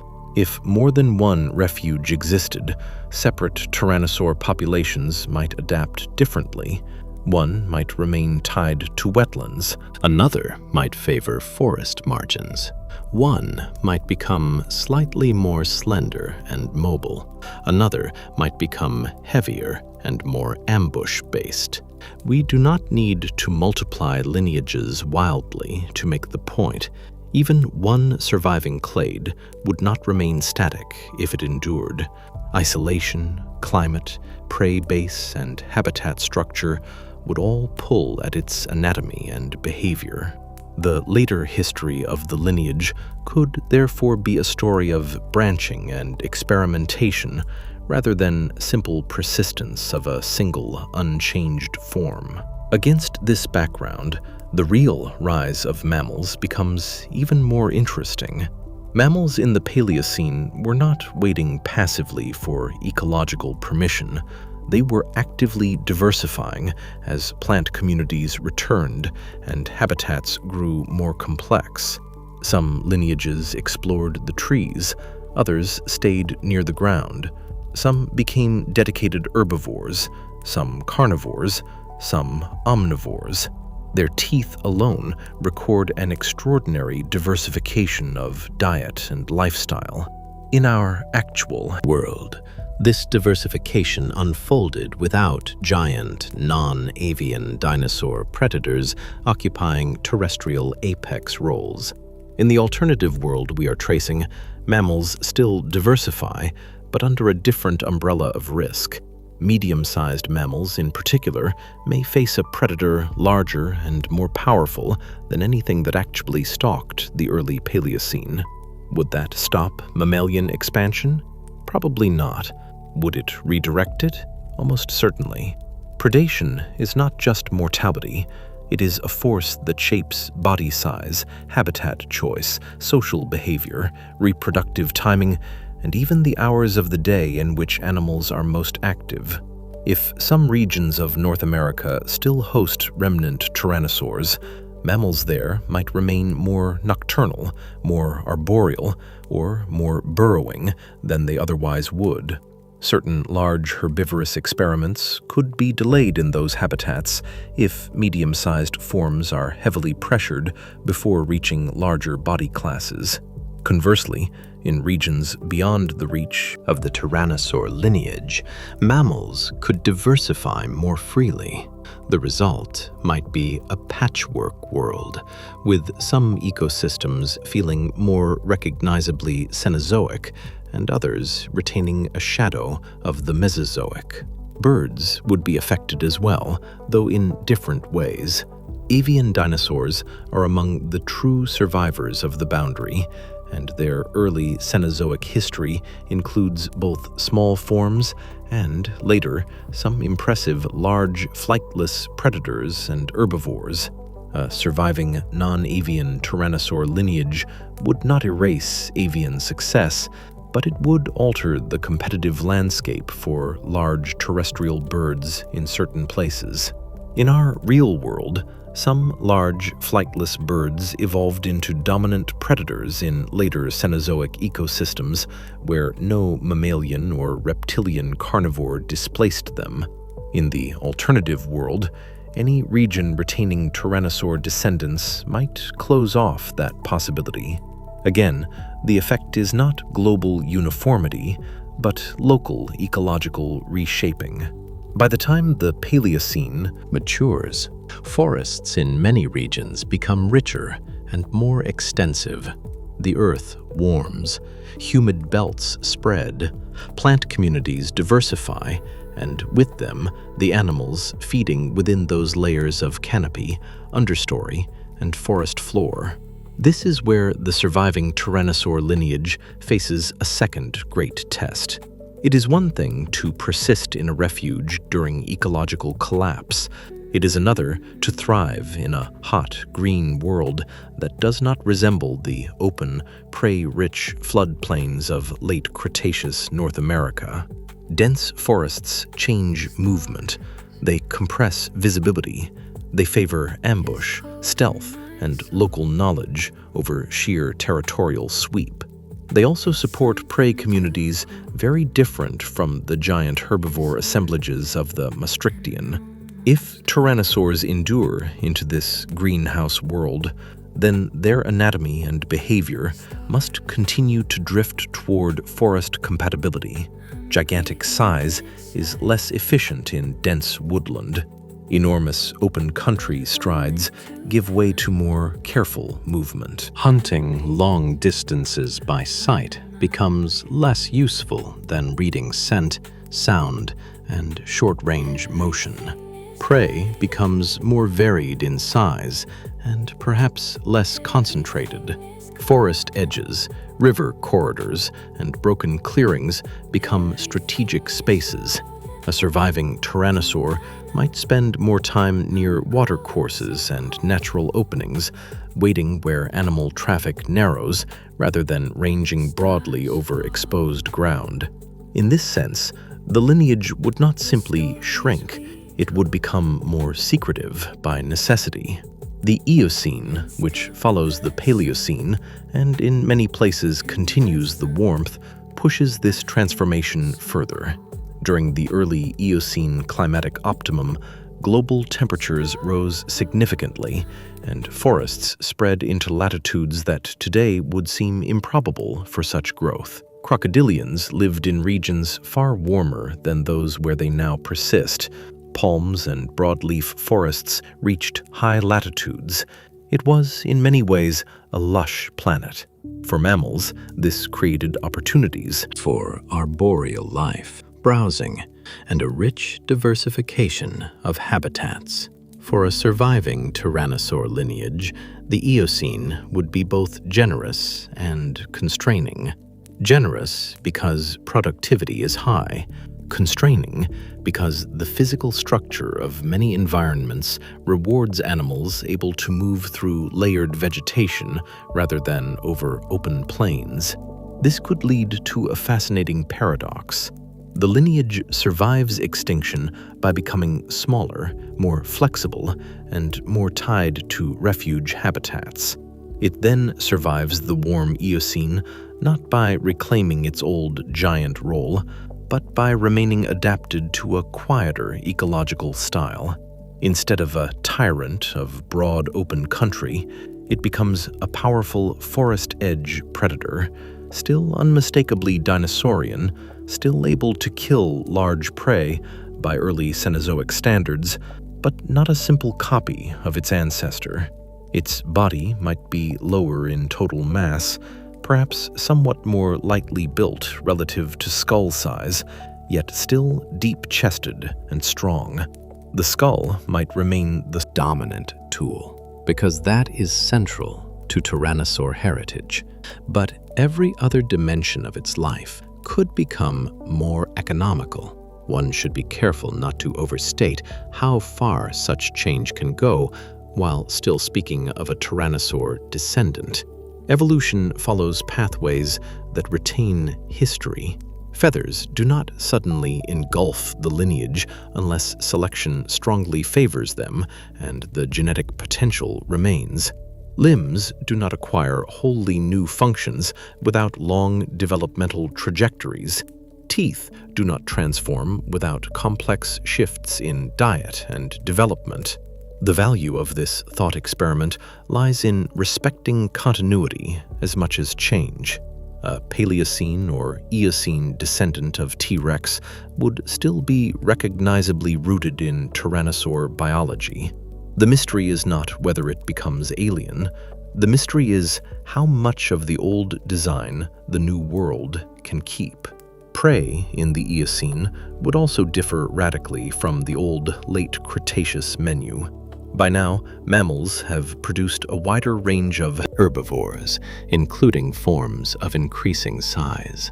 Not giant in the dinosaurian sense at first, but steadily more substantial. Early hoofed mammals, browsing forms, and a variety of odd, now vanished lineages move through forests and floodplains. Some are small enough to be beneath the optimal prey size of a large predator. Others are increasingly suitable targets. This is a critical threshold. Once mammalian herbivores become large and abundant enough, a surviving tyrannosaur lineage could begin, slowly, to climb back toward greater size or greater ecological ambition. The world would still be unlike the Cretaceous, but the energetic ceiling would start to lift. Even so, the heat and greenery of the Eocene might keep that ceiling below true T-Rex magnitude for a long time. Forested worlds do not always favor the largest terrestrial hunters, especially if prey is dispersed and movement costly. The lineage might therefore spend millions of years in a kind of suspended moderation. Large Enough to dominate locally, too large to be ignored by any animal sharing its range, yet not restoring the full giant body plan of the Maastrichtian. This long middle phase would be easy to overlook in popular imagination because it lacks obvious spectacle. But from an evolutionary perspective, it is the heart of the story. Surviving extinction is not a single miracle. It is a sustained negotiation with altered climates, altered landscapes, and altered prey. During this time, mammals would continue to diversify elsewhere and within the same regions, shaped but not stopped by the presence of the dinosaurian remnant. Some lineages might become better climbers or more nocturnal. Others would exploit grassless forest floors, swampy basins, and river margins. Primates, in the broad sense, could still arise in warm forested settings if the necessary ecological opportunities remain, because small arboreal niches are not closed by a large ground predator. Bats, if they follow a similar path to our real world, would still own the night sky. Whales, when mammalian history eventually returns to the sea, would not be much affected by terrestrial tyrannosaurs at all. The lineage we are following, therefore, changes the story of land ecology most strongly at mid to large body sizes, not across the whole of life. There is another reason the Eocene matters. It teaches that survival is not measured only by avoiding death, but by remaining evolutionarily relevant. A lineage confined forever to one wet refuge is biologically surviving, but ecologically fading. A lineage that spreads into new habitats, radiates into new forms, or at least stabilizes across broad regions, becomes a true participant in the age that follows. The hot Eocene, with its high productivity and wide forests, offers the first real chance for a surviving tyrannosaur lineage to become such a participant, rather than merely a leftover. Yet, to do so, it must solve the tension between ancestry and adaptation. it must remain. Dinosaurian enough to preserve its inherited strengths, while changing enough to function in a mammal-rich, forest-heavy Cenozoic world. If it manages that balance, it might become something like a recurring but regionally limited top predator of warm forests and riverlands across parts of North America. Not ubiquitous, not continent-ruling, but established. Juveniles could still occupy different niches from adults, perhaps taking smaller vertebrates and using denser cover. Adults could target medium and large mammals, birds, and perhaps even crocodilians under rare circumstances. Scavenging would remain important because no successful large predator wastes free meat. Reproduction might occur in concealed nesting grounds near water or in sheltered upland clearings, depending on what the lineage retains from dinosaurian breeding behavior. The soundscape of such forests would be astonishing. Bird calls, insect noise, mammalian movement in undergrowth, water slipping through roots, and sometimes the weight of a large theropod passing between trunks in the humid dark. At this stage, one may ask whether the lineage would still deserve the shorthand of T-Rex surviving extinction. Strictly speaking, once millions of years pass and substantial evolutionary change occurs, the answer becomes taxonomic rather than rhetorical. The original species would not remain unchanged. But the title question is not really about frozen species boundaries. It is about lineage continuity. If the descendants of T-Rex persist through the end Cretaceous event and carry Tyrannosaur inheritance into the Cenozoic, then, in the deeper historical sense, the tyrant did survive, not as a museum replica walking through modern scenery, but as a branch of life refusing to end when the rest of its order largely did. The scientific interest of the question deepens further because it reveals how contingent our own world is. Mammals rose not merely because they were present, but because the ecological space above them opened. If that opening narrows even slightly, whole later pathways may bend. The Eocene forests of our real world supported early primates, diverse ungulates, strange carnivorous mammals, and lineages that would later seed much of Cenozoic terrestrial life. Add a surviving tyrannosaur predator to those forests, and nothing stays exactly the same. The changes may be subtle at first, more about behavior and local abundance than about grand replacement. Yet, over millions of years, subtle changes compound. Different prey experience different mortality, different body sizes are favored, different habitats become safer. Evolution is sensitive to small, persistent pressures. Still, it is important to preserve proportion. A surviving tyrannosaur lineage does not automatically erase mammalian success. Mammals retain many advantages in small body niches, arboreal niches, nocturnal niches, burrowing niches, and eventually marine niches. Flowering plants still diversify. Insects still diversify. Birds still radiate. The world does not become a cartoon duel between dinosaurs and mammals. It becomes a richer, stranger blend, where the old Mesozoic thread remains visible within an otherwise unmistakably Cenozoic tapestry. That blending is precisely what makes the scenario scientifically plausible and dramatically satisfying.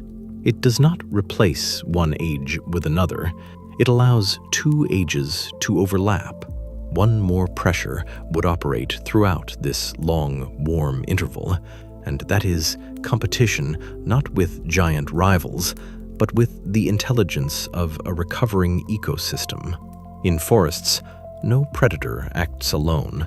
Carrion is discovered by smaller scavengers, by crocodilians near water, by birds above the canopy, by mammals moving at night. Prey species learn routes, refuges, alarm calls, and rhythms of movement. A surviving tyrannosaur lineage would not impose itself on the Eocene. It would be forced into dialogue with it. Hunting success might depend on following river crossings, waiting where roots narrow a path, or understanding fruiting and leafing cycles that bring herbivores to patches at certain times. This would create predators that are not merely strong, but local, creatures whose power depends on knowledge of place. Such knowledge could encourage population differences even without dramatic anatomical change. In one basin, a tyrannosaur population might specialize in ambushing browsing mammals near backwater channels. In another, it might rely more heavily on carrion washed down from floods. In coastal forests, it might hunt along estuaries where freshwater and brackish systems meet. None of these variations needs to produce a spectacular new species at once, but over enough time, habits become pressures, and pressures become form. A skull used repeatedly in one style of feeding may drift subtly in proportion. Hind limbs favored for maneuvering through forest margins may diverge from those useful in more open woodland. The body remembers. Ecology. By letting ecology shape reproduction. This possibility also reminds us that extinction survivors are not always ecologically conservative. Sometimes they endure precisely because they become experimental. The surviving tyrannosaurs of the early Cenozoic, if they existed, might be more evolutionarily adventurous than their late Cretaceous ancestors, not because they are freer, but because they are under pressure. A lineage with little room to fail must exploit every workable option. That could mean using habitats its ancestors visited only occasionally, feeding in ways its ancestors considered secondary, or reproducing under conditions that would once have been poor. In this sense, catastrophe does not merely prune life. It can force the survivors into new conversations with the world. By the later phases of this warm age, then, the lineage might no longer be hanging on by accident. It might be established enough to leave a mark on the structure of some ecosystems. Mammals in. Those regions would grow, breed, migrate, and hide under the reality of a large dinosaurian predator. Birds would nest, forage, and disperse with it present. Scavenger communities would organize around its kills. Even vegetation could be touched indirectly because every predator changes herbivore behavior, and herbivore behavior shapes browsing pressure across a landscape. A surviving tyrannosaur would therefore become not just a survivor, but an architect of fear, movement, and space within the warm forests of the early Cenozoic. As the Eocene continues, however, heat cannot define Earth forever. Geology keeps moving. Tectonics rearrange currents, mountains rise, atmospheric chemistry shifts, and the long planetary trends that govern climate begin to pull the world in a new direction. Forests still dominate many regions, but change is already waiting behind them. The broad, warm world that helped mammals diversify and gave a surviving tyrannosaur lineage time to stabilize will not remain unchanged, any more than the late Cretaceous remained unchanged. The next transformation will be slower than an asteroid and deeper than a single season. It will redraw vegetation, spread open landscapes, and once again alter the balance between body size, movement, and prey. For the descendants of T. rex, that coming change may prove not only survivable, but unexpectedly liberating, because beyond the humid forests and river shadows lies a different Earth, cooling, opening, and preparing the stage for the return of distance, speed, and giants of another kind. In that future, the line between remnant and ruler may begin to shift. The dinosaur that survived by becoming economical in the aftermath of catastrophe may discover, as forests thin and grasslands spread, that the planet is building conditions under which size can once again matter in a new way. The great warm curtain of the Eocene will not fall all at once, but as it slowly lifts, new horizons appear, and with them, new Prey, new journeys, and the first real possibility that the lineage which escaped the end of one world might eventually learn how to dominate another. For now, though, it remains among the trees, moving through heat and green shade, alive because it changed, and waiting for the planet itself to change again. Around it, mammals multiply, rivers wander, forests breathe, and the Cenozoic deepens. The old tyrant has not returned, it has endured, and endurance in natural history is often only the quiet beginning of a larger transformation, one that will unfold not in fire or ash, but in cooling air, widening horizons, and the long, patient spread of open land across a restless earth. Against the fading memory of jungle light and wet heat, the forests do not vanish in a single generation. They loosen. They thin at their edges first, then break into longer corridors of light, then into broader mosaics where woodland, scrub, and new open ground begin to live side by side. The air, once heavy, with permanent warmth, slowly changes character. Seasons sharpen, rainfall shifts, mountain building, changing ocean circulation, and the deep chemistry of the atmosphere begin to redirect the planet away from the greenhouse softness of the early Cenozoic. None of this would have felt sudden to any animal living through it.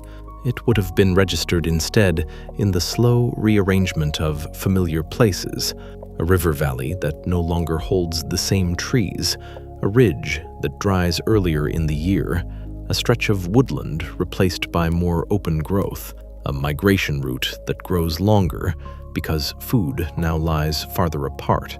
This long cooling is one of the great turning points in the history of Earth. The world of the Eocene had favored forests over vast open plains, and that had quietly kept the surviving tyrannosaur lineage in a particular kind of life.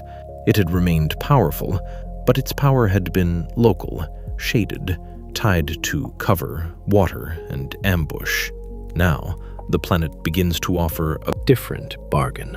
As temperatures decline over millions of years, and as some regions become less uniformly humid, the structure of vegetation changes. Forests withdraw from certain interiors. More open habitats expand.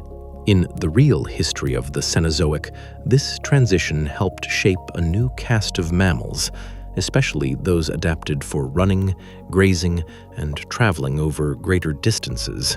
In the alternative history we are following, the same change would carry another possibility inside it. It would give the dinosaurian remnant, long confined to the margins of warm forest worlds, an opportunity to return to space. Open space changes predation even before it changes bodies. When sightlines lengthen, when prey can no longer disappear behind every trunk and thicket, the rhythm of pursuit, vigilance, and escape becomes different. In forested habitats, a predator often wins by concealment, proximity, and surprise. In more open country, the story widens. Distance matters. Speed matters. Endurance matters. The timing of an approach becomes more difficult because prey can see farther, but prey must also travel farther to find food and water, which means movement becomes more predictable in another way. The opening of the land does not simply favor one side, it transforms the contest itself. For descendants of Tyrannosaurus that had spent millions of years in more closed habitats, this would be a new ecological invitation, and also a new challenge. The cooling that began after the Eocene did not create grasslands all at once, and it did not erase forests everywhere. The Earth of the Oligocene and Miocene remained diverse, full of regional differences, changing coastlines, mountain shadows, humid basins, and lingering woods. Yet, over time, especially in continental interiors, more open landscapes spread. Grass itself had existed long before vast grasslands dominated so much of the world, but the ecological importance of grasses increased enormously as climates changed, and herbivore communities evolved alongside them. In our real world, the rise of grasslands reshaped mammals from the ground up. Teeth changed, limbs lengthened, social behavior shifted, predators changed with them. A surviving tyrannosaur lineage would not escape this transformation. It would be remade by it, perhaps more profoundly than by the warm forests that had once constrained it. There is a simple reason for this. The late Cretaceous ancestor had originally evolved in a world where large-bodied herbivores moved across broad lowlands and floodplains. That world had been lost at the end of the Cretaceous, and the lineage had survived only by shrinking its needs and adapting to recovery in refuge habitats. But open country is the first Cenozoic environment to echo the old Mesozoic logic of distance, visibility, herd movement, and high energetic payoff from large prey. It is not the same world because the herbivores are now mammals rather than hadrosaurs and ceratopsians, and the climate is organized differently. Yet from the perspective of a long-legged terrestrial predator, open land offers something the forests could never fully provide: room to become large with purpose again. To say that is not to say that the descendants would simply grow back into Tyrannosaurus rex in another costume. Evolution does not reverse like a film running backward. The surviving lineage has already passed through a severe bottleneck. It has already accumulated changes tied to smaller body size, broader diet, and life in more complex, mixed habitats. Its anatomy and behavior now belong to the Cenozoic as much as to the Mesozoic. But natural selection often revisits old possibilities under new conditions. A lineage that has retained strong hind limbs, a large head, good sensory abilities, and an inherited tendency toward high trophic predation may find, in open habitats with increasingly large herbivorous mammals, that greater body size once again becomes useful, not because the lineage remembers its ancestor, but because the planet once again rewards some of the same principles. At first, the shift might be subtle. Populations living along woodland margins would move farther into open scrub and savanna-like mosaics. Juveniles might still use cover more heavily, taking smaller prey and avoiding exposure. Adults, however, could begin to use visibility to their advantage, tracking herds over longer distances, approaching along drainage lines, low ridges, or tall seasonal growth, and relying less exclusively on sudden close-range ambush. The line between forest predator and open country hunter would blur in ecotones, those transitional places where no habitat ends cleanly. It is often in such margins that major evolutionary shifts begin, because animals can experiment without fully abandoning the old way of life. The prey base would also be changing rapidly. Mammals of the Oligocene and Miocene produced increasingly varied herbivore communities. Some remained. Browsers tied to woodland and shrub habitats. Others evolved bodies more suited to open terrain, with longer limbs, more efficient movement, and eventually dentitions shaped by abrasive grasses. In North America, lineages of horses, camels, oreodonts, rhinocerotids, and many others occupied a changing set of landscapes. Some were small by later standards. Some became impressively large. To a surviving tyrannosaur lineage, this would mean the gradual return of prey classes capable of supporting larger predators. The crucial difference is that mammalian herbivores move, digest, reproduce, and defend themselves differently from non-avian dinosaurs. Predatory strategies that once worked on a horned dinosaur or a hadrosaur herd would not transfer unchanged to horse-like or camel-like mammals in open country. This is where the hypothetical descendants become especially interesting. They would carry a theropod body plan into a world of running mammals. Their heads would still likely dominate their killing technique, because tyrannosaur ancestry centers so strongly on the skull as a weapon. But their success in open habitats would depend on how well the rest of the body could support acquisition of fast, wary prey. A late Cretaceous T-Rex was not built like a wolf or a cheetah. It was a giant animal operating within the constraints of great mass. A Cenozoic descendant living in more open habitats might remain large, but selection could favor a somewhat different balance between skull power and locomotor economy. We need not turn it into a slender pursuit specialist to see the direction of pressure. Even modest shifts in limb proportions, body mass distribution, and average prey choice could matter greatly over millions of years. Some populations might respond by becoming larger, but not dramatically faster, focusing on ambush from broken terrain in open landscapes. Others, if the lineage diversified regionally, might remain medium-large and more mobile, preying on juveniles, weak adults, or isolated individuals, rather than attempting direct confrontations with the largest herbivores. Open country does not mean sprinting across empty plains in broad daylight at all times. It includes river valleys, seasonal cover, brush, gullies, dawn and dusk movement, migration bottlenecks, and drought-concentrated waterholes. Many modern large predators exploit openness not by pure speed alone, but by understanding where prey must pass. A dinosaurian predator in the Cenozoic could do the same, especially if it retained strong sensory abilities and learned landscapes across generations. One should also consider the energy budget of growth in this new setting. If larger herbivores become common and biomass rises in open country, then body size can increase again without the lineage needing to recover its old Cretaceous excess all at once.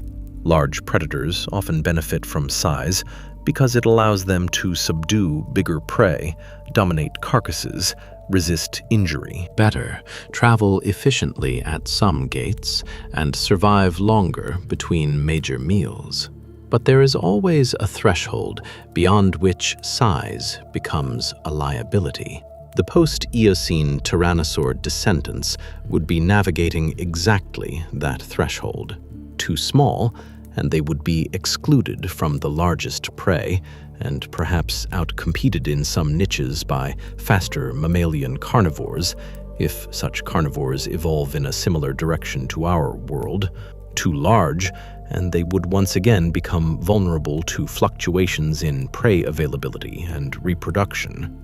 The most successful forms would likely sit in a carefully negotiated middle, large enough to command the upper tier of the food web, but not so gigantic that a bad season becomes immediately catastrophic. Bad seasons matter more in open habitats than they often do in humid forests.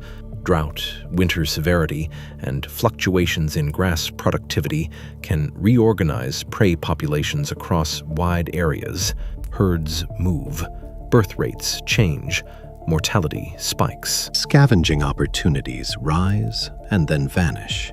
This means that the tyrannosaur descendants of the cooling Cenozoic would need not only the power to hunt large animals, but the flexibility to endure the variable pulses of open country ecology. Carrion would remain important. Medium prey would still matter, especially for juveniles and subadults. Seasonal movement might become central to their lives. Some populations may follow herbivore migrations in loose parallel. Others might hold territories near recurring water and wait for the landscape to bring food to them. The lineage would not become simple merely because the land opened. It would become broader in scale. The appearance of large open spaces also changes social information. In forests, much of an animal's world is hidden. In open country, the actions of distant herds, scavenging birds, running prey, dust, and even the movement of competitors can become visible from far away. This can benefit predators able to read such signals. Modern vultures use carcasses and each other to discover food across huge areas. Wolves and lions notice herd behavior at distance.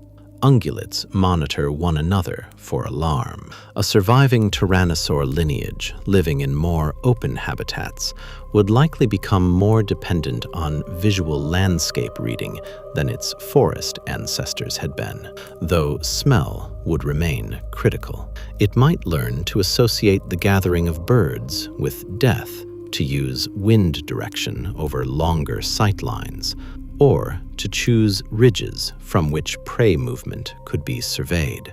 These are not fanciful ideas. They are the ordinary logic of animals inhabiting open systems. With openness comes exposure, and exposure invites new dangers.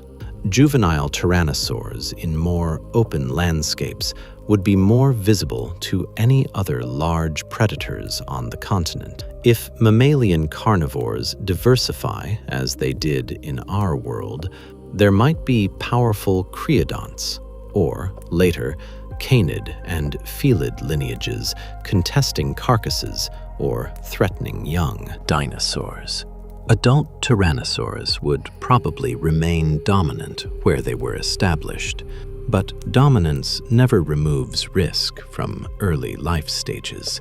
This could reinforce strong niche partitioning by age, with juveniles occupying denser cover, different prey sizes, or more crepuscular activity patterns, until they grow large enough to participate in the upper food web directly. In this way, one species could operate almost like several ecological roles stacked through time, a trait already suggested for large tyrannosaurs in the late Cretaceous. The cooling world would also favor geographic spread. Open and semi-open habitats can form long corridors across continents, allowing large terrestrial animals to expand their ranges if climate and prey permit. If the tyrannosaur lineage survives in North America through the Oligocene and Miocene, then parts of the continent might once again come to know a dinosaur as one of their highest predators, though not everywhere and not uniformly. Humid forests, mountain regions, deserts, and regions dominated by other predator guilds might exclude or limit them. But broad interior belts of woodland-grassland mosaic could sustain recurring populations. The line between remnant and return would then begin to disappear. What was once a fragile survivor becomes a recognized feature of entire biomes. This return, however, would still be unlike the reign of Tyrannosaurus rex. The old Cretaceous animal had lived in a world where giant non-avian dinosaurs defined much of terrestrial biomass. The new descendants would live in ecosystems fundamentally shaped by mammals, birds, flowering plants, and Cenozoic climates. Their prey would nurse their young. Their herds would move differently. Their bones, muscles, and body temperatures would follow mammalian rules. Their scavengers would not be the same. Their parasites, diseases, and competitors would not be the same. Even the smell of the landscape, if one could imagine it, would differ. Descendants would therefore be less like resurrected kings than like immigrants from deep time who have learned the habits of a foreign century. As grasslands spread further, herbivores become increasingly specialized for life on abrasive, often dry, open ground. High-crowned teeth appear in some mammalian lineages. Limbs become more efficient for steady travel and running. Social groupings shift under the pressure of visibility and predation. Large herds become ecologically important. This is a crucial stage for the tyrannosaur descendants because it provides exactly the kind of large, moving prey base that can support more impressive body size and more regular large carcass access. In our real world, mammalian carnivores such as bear dogs, saber-tooths, and canids would exploit these systems in different periods and different ways. In the alternative world, they would do so under the presence of a giant dinosaurian competitor that occupies a partly overlapping, but not identical, niche. How might that competition resolve itself? Much would depend on the physical style of the dinosaurian descendants.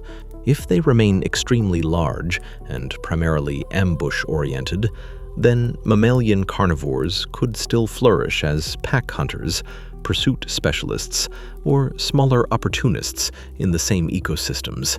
If some dinosaur populations remain medium-large and mobile, they might overlap more directly with mammalian predators.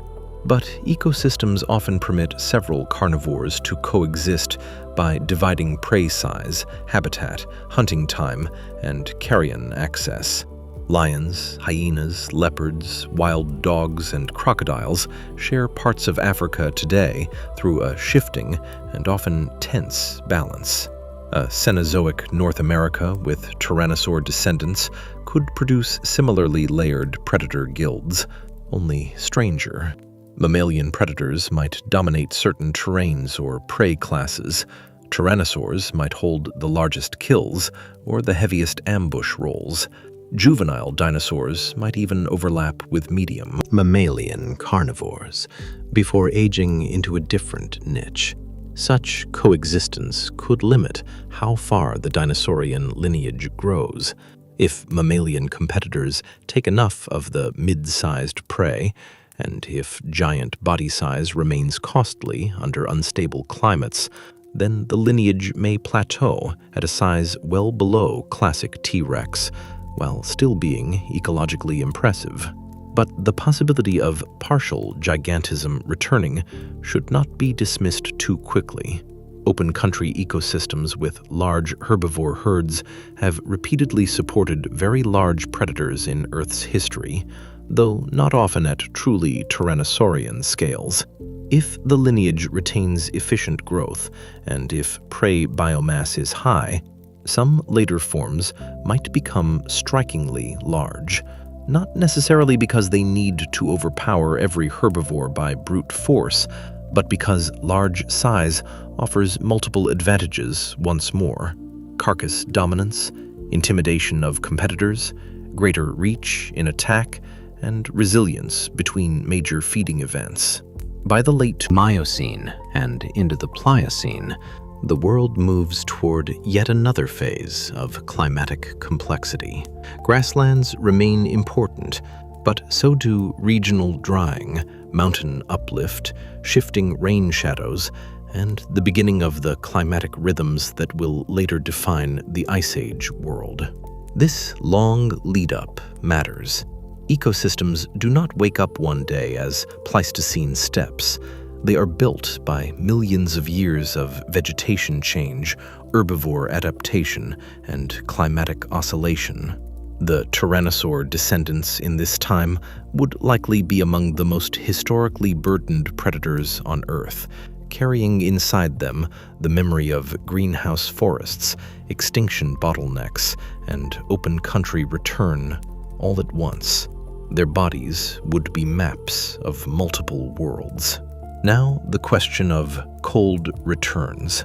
A lineage that once survived the dark aftermath of the asteroid, then adapted to humid forests, then reclaimed more open landscapes, must face increasing seasonality and, eventually, repeated glacial cycles.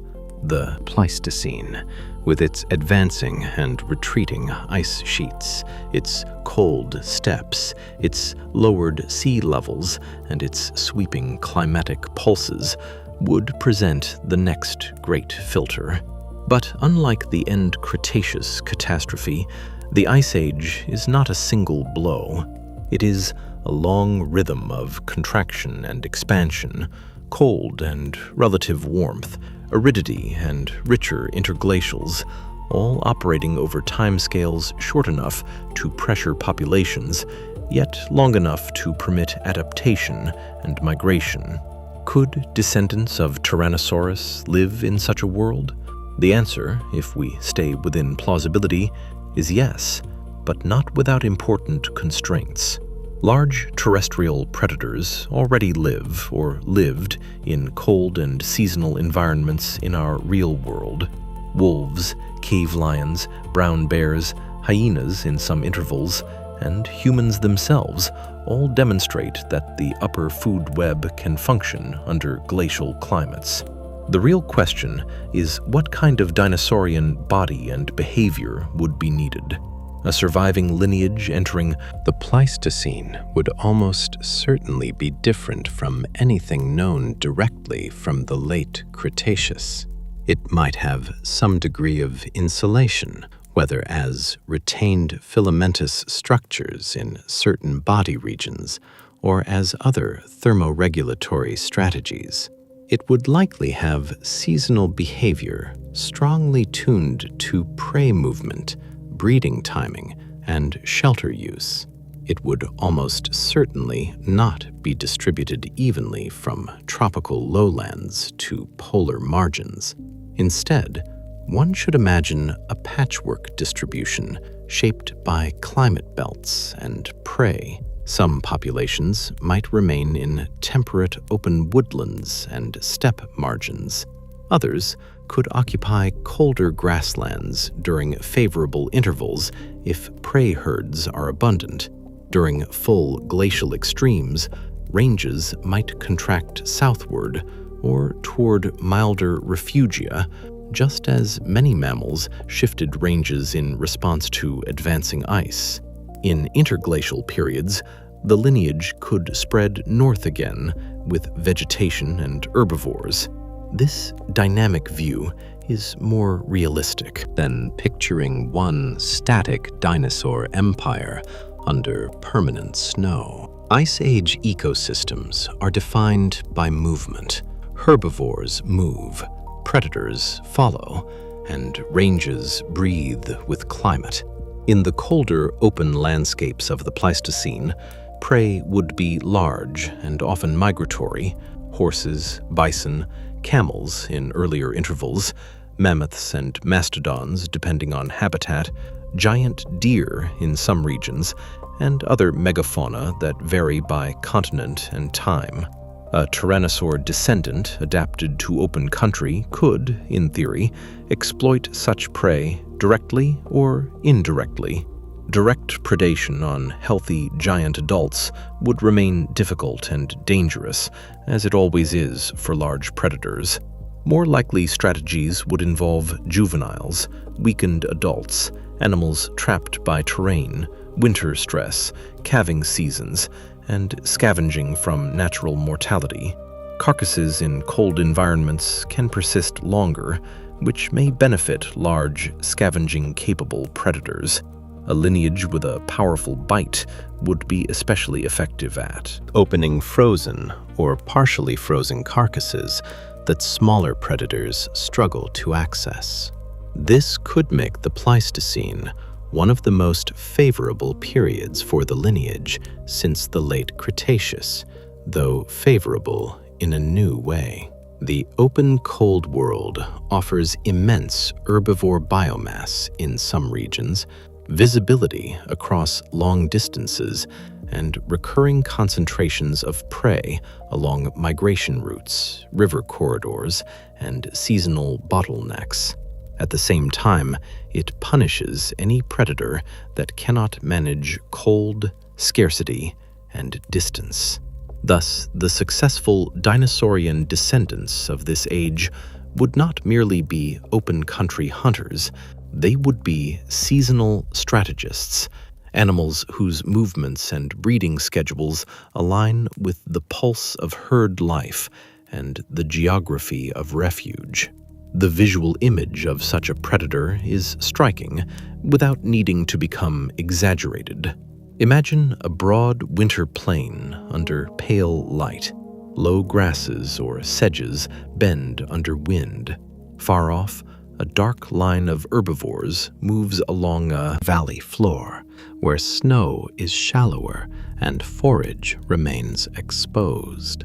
Along a ridge, not sprinting but watching, stand two large theropods, descendants of a lineage older than the ice itself. Their forms are still unmistakably dinosaurian, tails balancing behind them, heads held with the deep confidence of predatory ancestry. Yet everything else about them speaks of the Cenozoic they have endured. Bodies shaped by seasonal scarcity, movement tuned to distance, behavior ruled by migration rather than by the old river forests of the Cretaceous. Would they hunt in pairs or groups? Here, caution is necessary. Social behavior in extinct predators is difficult to establish firmly, and Tyrannosaurus itself has not yielded conclusive evidence of pack behavior in the way popular culture often assumes. Still, many large predators show flexible sociality, and ecological pressures can produce a range from mostly solitary adults to temporary aggregations around food, breeding, or migratory opportunity. In open Pleistocene landscapes, even occasional cooperative tolerance could be useful, particularly in access to carcasses or in exploiting seasonal prey concentrations. But there is no need to force the lineage into strict pack hunting to make the scenario work. A predominantly solitary or loosely social predator can still be one of the defining hunters of its world. The Ice Age would also bring the lineage into closer indirect comparison with some of the most successful mammalian predators that ever lived.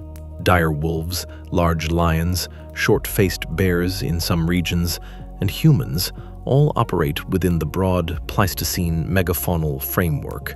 If Tyrannosaur descendants are present in North America during these same cycles, they become part of that network of rivalry and avoidance. Mammalian carnivores might steal from dinosaur kills or lose kills to them. Scavenging birds would gather over the same carcasses. Herbivores would learn to fear not only the pursuit of canids or the ambush of felids, but the silhouette of a large theropod waiting where frozen rivers narrow and movement cannot scatter easily. The emotional texture of the Pleistocene would be different because its fear would be older, and yet the old lineage would still be vulnerable. Climatic oscillation repeatedly breaks and reconnects habitats. A predator specialized too narrowly on one prey base could decline when that prey shifts range. Breeding grounds might be lost under advancing cold or drying. Juvenile survival could crash in severe winters. The very size that makes adults impressive could once again become risky during prolonged scarcity. Therefore, the most successful Ice Age tyrannosaurs would probably remain somewhat below the absolute mass of classic T-Rex, while being ecologically broader. They would need to be large enough to dominate the upper food web, but not so overcommitted to one size class of prey that a bad glacial pulse destroys them. We can also consider the physiology of reproduction in such climates. Nesting for a large theropod in seasonal cold would require careful timing, likely focused on warmer phases of the year and habitats offering sufficient cover and food for hatchlings. If the lineage retained egg-laying, as its ancestry implies, then incubation conditions matter enormously. This could confine breeding to more temperate refugia, even if adults range into colder zones seasonally. In other words, the Ice Age populations might function partly like migratory or semi-migratory predators, feeding broadly across cold landscapes, but returning southward or to sheltered basins for breeding. Many living animals divide their annual lives in ways that separate feeding and reproduction geographically. A dinosaurian lineage could plausibly do the same. Such seasonal range structure would deepen the ecological map of North America. Certain valleys, basins, and lower latitude corridors might become long-term strongholds for the lineage, while glacial steppe expansions allow temporary northward spread during favorable intervals. Fossil evidence in such a world would likely be patchy and uneven, just as many large predator records are patchy in our own. Some ages would leave many bones, others few. Populations would appear to expand, contract, and perhaps speciate according to climate cycles and barriers. The lineage would no longer be a single thread, but a braided history of regional forms linked by ancestry and periodically separated by ice, mountain, and shifting vegetation.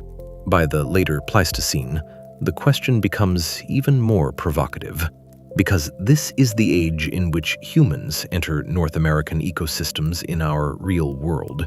We are not yet ready to ask fully what human history would mean in a world that still contains tyrannosaur descendants, but the approach of that question can already be felt.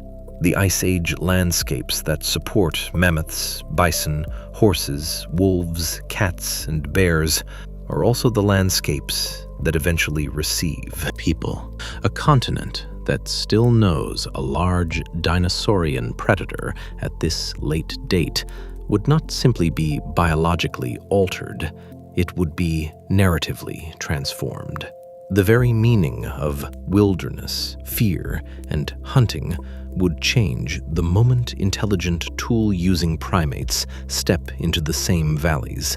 Before reaching that threshold, though, one last ecological point deserves attention. Large predators do more than take prey. They structure the behavior of entire communities. In open and cold environments where animals can see danger from afar, the presence of a dominant predator affects migration timing, herd density, calving sites, and even vegetation through cascading changes in browsing and grazing. If tyrannosaur descendants persist through the Pleistocene, then some North American grasslands and steppes would be shaped partly by dinosaurian fear. Herbivores might avoid certain bottlenecks at certain hours. Mammalian predators might shift toward different prey or times of activity. Scavenger guilds would organize themselves around the feeding patterns of a large, skull-crushing carnivore.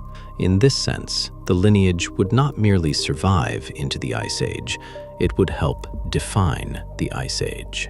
This defining role would make its future deeply consequential. A lineage that has crossed the asteroid boundary, adapted to warm forests, recovered in opening landscapes, and learned the rhythms of glacial worlds, has already accomplished one of the most improbable continuities in the history of Earth. It has shown that survival after extinction is not the same as stasis, that ancient body plans can be carried through radically different ages if they keep surrendering just enough of themselves to remain alive. The descendants now standing on cold plains are not copies of their ancestor, but they are not strangers to it either. The old tyrannosaur logic remains visible every time the head lowers, every time the body balances behind those massive hind limbs, every time a carcass yields to a bite no mammal could duplicate in quite the same way. There is also the question of sound and display in these open, cold systems. Large predators are not only hunters, they are signals to one another, to rivals, to mates, and to prey. Across wide glacial valleys and steppe basins, visibility can carry for kilometers, and sound can travel with startling clarity under certain conditions. A tyrannosaur descendant living here might rely more heavily on posture, spacing, and distant vocal communication than its forest ancestors did, if only because the environment allows it. We cannot know the exact calls such animals would produce, and caution is essential. But all large terrestrial vertebrates communicate somehow. In an Ice Age world of wind, hard ground, and broad views, communication itself becomes part of ecological success. A breeding pair locating one another across a migration corridor, a juvenile keeping distance from an adult at a carcass, a rival recognizing occupied ground before an injurious confrontation begins. All of these small acts reduce wasted energy. In harsh climates, reducing wasted energy is another form of survival. This matters because the lineage's success does not depend only on spectacular moments of predation. It depends on all the quieter decisions that keep bodies alive through lean weeks and violent weather. The Ice Age would reward any behavior that lowers needless risk. In that sense, the open, cold world may make these descendants not only more seasonal and more mobile, but also more disciplined. Their lives would be governed by long attention to weather, to distance, to herd routes, to the approach of thaw, and to the narrow windows when abundance briefly returns. Glacial refugia would therefore be more than maps of survival. They would be schools of evolution. In southern plains, sheltered basins, and river systems spared the worst extremes, populations could breed, heal, and raise young before dispersing again. Every return to those places would reinforce memory of route and season. Over many thousands of years, the continent itself would become part of the lineage's inheritance, a geography carried in behavior as much as in bone. For each new generation, and still, for all their endurance, the largest unanswered question now waits just beyond the horizon. The world of mammoths, bison, and glacial winds is also the world in which our own lineage begins to matter. Until now, we have followed plants, climate, prey, and predators through the long mechanics of evolution. Soon, another force will have to be added, a force unlike any other, because it does not merely adapt to ecosystems, but studies them, imagines them, fears them, hunts within them, and eventually alters them deliberately. If tyrannosaur descendants still walk North America as the Ice Age ripens, then the meeting between dinosaurs and mammals is no longer just an ancient story about ecological competition. It becomes something much stranger, a world in which the shadow of the Mesozoic still falls across the path of human possibility. For the moment, though, the plain remains empty of people. The cold wind moves through grass and sedge. A herd drifts toward the next valley. Far behind it, patient and ancient, the last heirs of Tyrannosaurus continue their long watch over a continent that is changing once again, and changing now toward us. And then, almost quietly at first, another mammal begins to matter. Not the hoofed herds that thicken the grasslands, not the cats and wolves and bears that share the upper edges of the food web, but a primate lineage whose power does not come from speed, weight, claws, or teeth. In the real history of Earth, humans appear late, extraordinarily late, on a planet already ancient beyond comprehension. They do not enter a young world of empty spaces. They arrive in a world shaped by forests, by ice, by fire, by migration, by extinction, by prey animals older than any story, and by predators, perfectly adapted to the landscapes those predators inhabit. If descendants of Tyrannosaurus still survive into that late age, then the human story does not become impossible. It becomes different from its roots onward. To understand how different, it helps to begin with what probably would not change. Mammals, as a whole, would still be widespread and ecologically dominant in the broadest sense of the term. They would still fill the small-bodied niches that tyrannosaurs never could. Rodents, insectivores, bats, burrowers, climbers, swimmers, grazers, browsers, and marine mammals would still diversify across a living planet full of opportunity. Birds would still occupy the skies and many terrestrial niches. Flowering plants would still structure most terrestrial ecosystems. Rivers, forests, and grasslands would still be full of mammalian life, not because dinosaurs vanished completely, but because mammals remained extraordinarily versatile. Even in this altered Earth, there is no reason to imagine a pure dinosaur world returning in place of the Cenozoic. The Earth would still be mammalian. It would simply not be mammalian alone. That distinction changes how we should think about human origins. Humans did not arise because large predators were absent. Our lineage evolved in a world rich with danger. African landscapes, long before the appearance of our own species, included crocodilians, large cats, hyenas, giant eagles in earlier phases, venomous snakes, and many other hazards. Predation shaped vigilance, group living, communication, and the value of cooperation. So the continued existence of a large dinosaurian predator somewhere in the world would not automatically block the evolution of intelligence or culture. It would add one more pressure to a planet already crowded with pressures.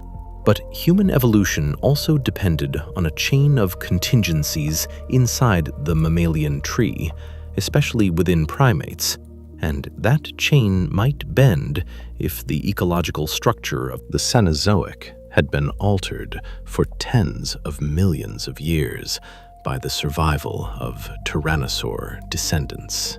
Primates emerged in the context of warm forests, grasping hands, forward-facing eyes, and life in the branches. those conditions could still exist even if tyrannosaurs survived, because a large terrestrial predator does not erase arboreal opportunity. Small and medium mammals would still live in trees. Visual depth perception and grasping digits would still make sense in complex canopies. Early primates, or close analogs, could therefore still arise in a warm Cenozoic world that retained dinosaurian predators on the ground. The presence of such predators might even reinforce the value of arboreal safety in some landscapes. But later human evolution did not remain in trees. It involved climatic shifts, changing vegetation, more open habitats, alterations in locomotion, social systems, diet, and technology, all unfolding inside very specific African contexts.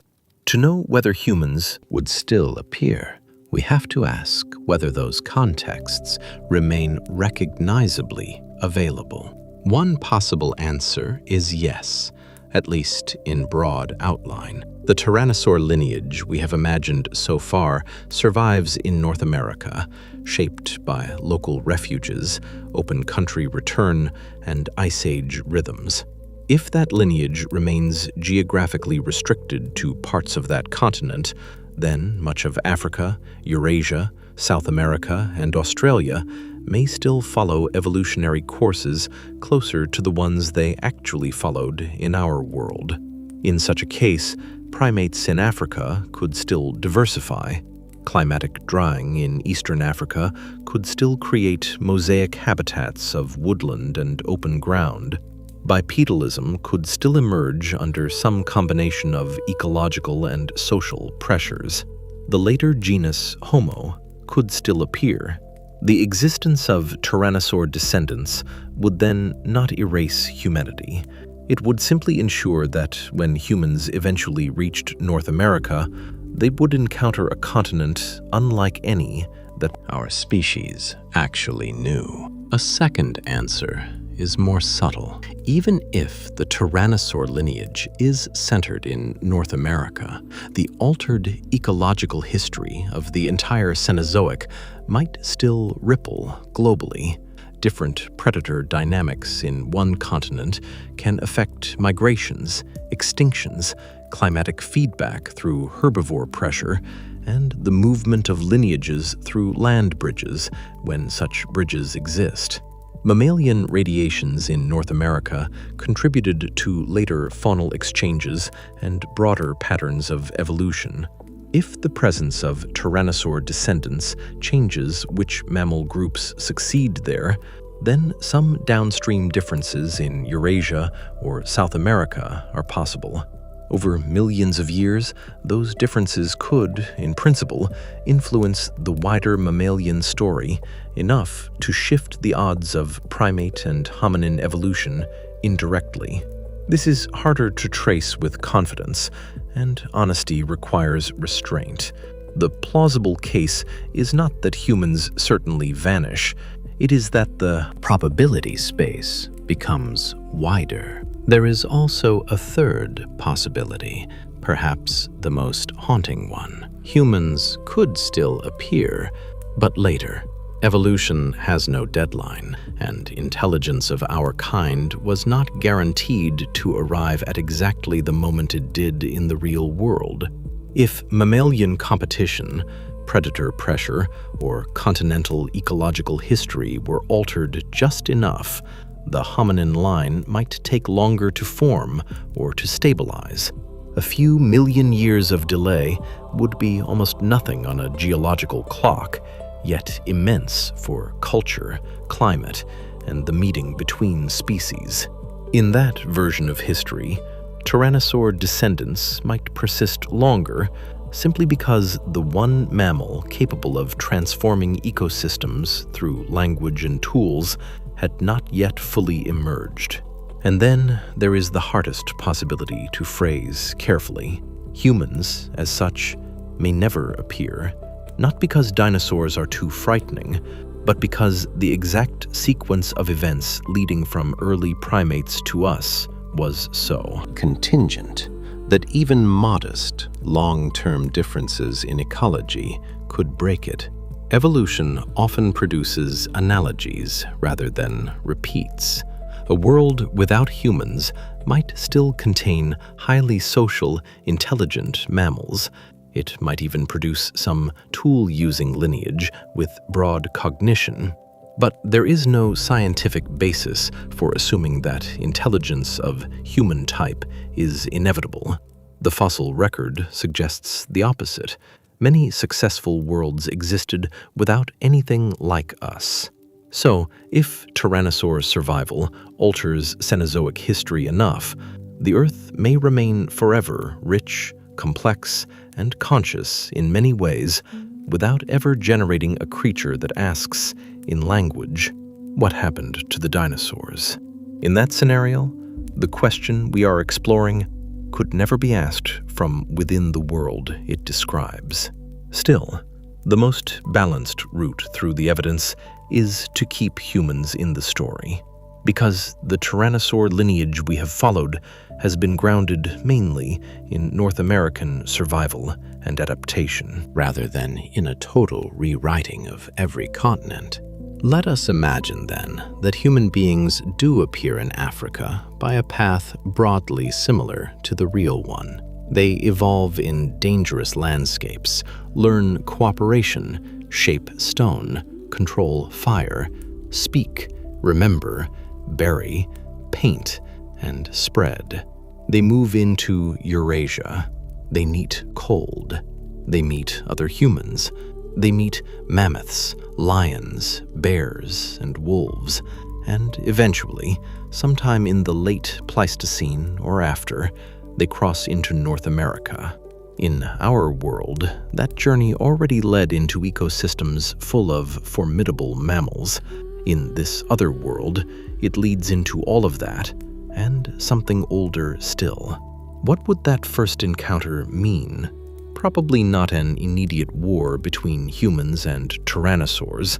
Real first encounters between people and large predators are usually stranger and quieter than that. There is ignorance first, then signs, then tracks, then absences in places where prey should be, then stories. A large theropod moving across soft ground near. Water would leave tracks unlike those of any known mammal. A kill site opened by an enormous bite would not resemble the work of wolves or cats. Herd animals would behave differently near routes frequented by such a predator. Carrion birds circling above a valley might attract human attention to the remains of a prey animal and to footprints no human had words for yet. Fear would form before certainty did. Human beings excel at pattern recognition and social memory. Once the pattern became clear, Tyrannosaur descendants would quickly enter oral tradition. They would be named, described, avoided, perhaps revered, perhaps hunted only in extreme circumstances. Their presence would alter travel routes, camp placement, hunting strategy, and the mental geography of the continent. Some valleys would be known as crossing places of the great reptiles. Some river bends would be avoided at dusk. Seasonal movements of prey would be interpreted through the habits of the animals that followed them. A land with tyrannosaur descendants would therefore not just be physically different, it would feel different to the human mind. The wilderness would possess an additional layer of time inside it, as if the deep past had never fully agreed to end. This does not mean humans would be helpless. Our species is unusual precisely because it shifts the terms of ecological relationships rather than simply entering them. Fire changes habitat. Weapons change the balance between body and intention. Cooperative hunting, traps, distance killing, and eventually agriculture, roads, walls, and written records all reduce the natural authority of large predators. If humans and tyrannosaur descendants coexist for long enough, the power relationship would not remain equal. The key question is not whether people could eventually kill them. People could kill mammoths, giant sloths, cave lions, and nearly anything else, given time, strategy, and numbers. The deeper question is whether humans would choose Extermination, tolerate coexistence, or divide the landscape into domains where both persist for a while. The answer would probably change over time. Small, mobile, hunter-gatherer populations might mostly avoid confrontation. A tyrannosaur descendant, especially if it is rare, wide-ranging, and dangerous, would be a creature to circumvent more often than to pursue. Human groups often live alongside large predators by reading their habits and respecting their territories. Direct conflict occurs, but extermination requires density, planning, and strong incentives. The very rarity of a large dinosaurian predator could protect it in early phases because humans would encounter it less often than they encounter herbivores or smaller predators. It would live as a presence in the background of movement, feared but not constantly seen, much like the largest crocodilians or big cats in some human landscapes. Agriculture would change everything. Once humans settle, plant, fence, keep livestock, and build permanent structures, large predators become more than mythic neighbors. They become practical problems.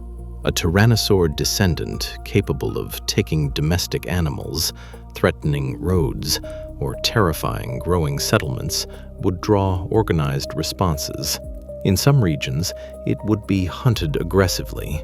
In others, barriers and exclusion zones might emerge. The shape of civilization itself could bend around such animals. Stronger walls, more careful placement of fields, more attention to defended transport corridors, and perhaps religious or legal systems about dangerous lands would follow.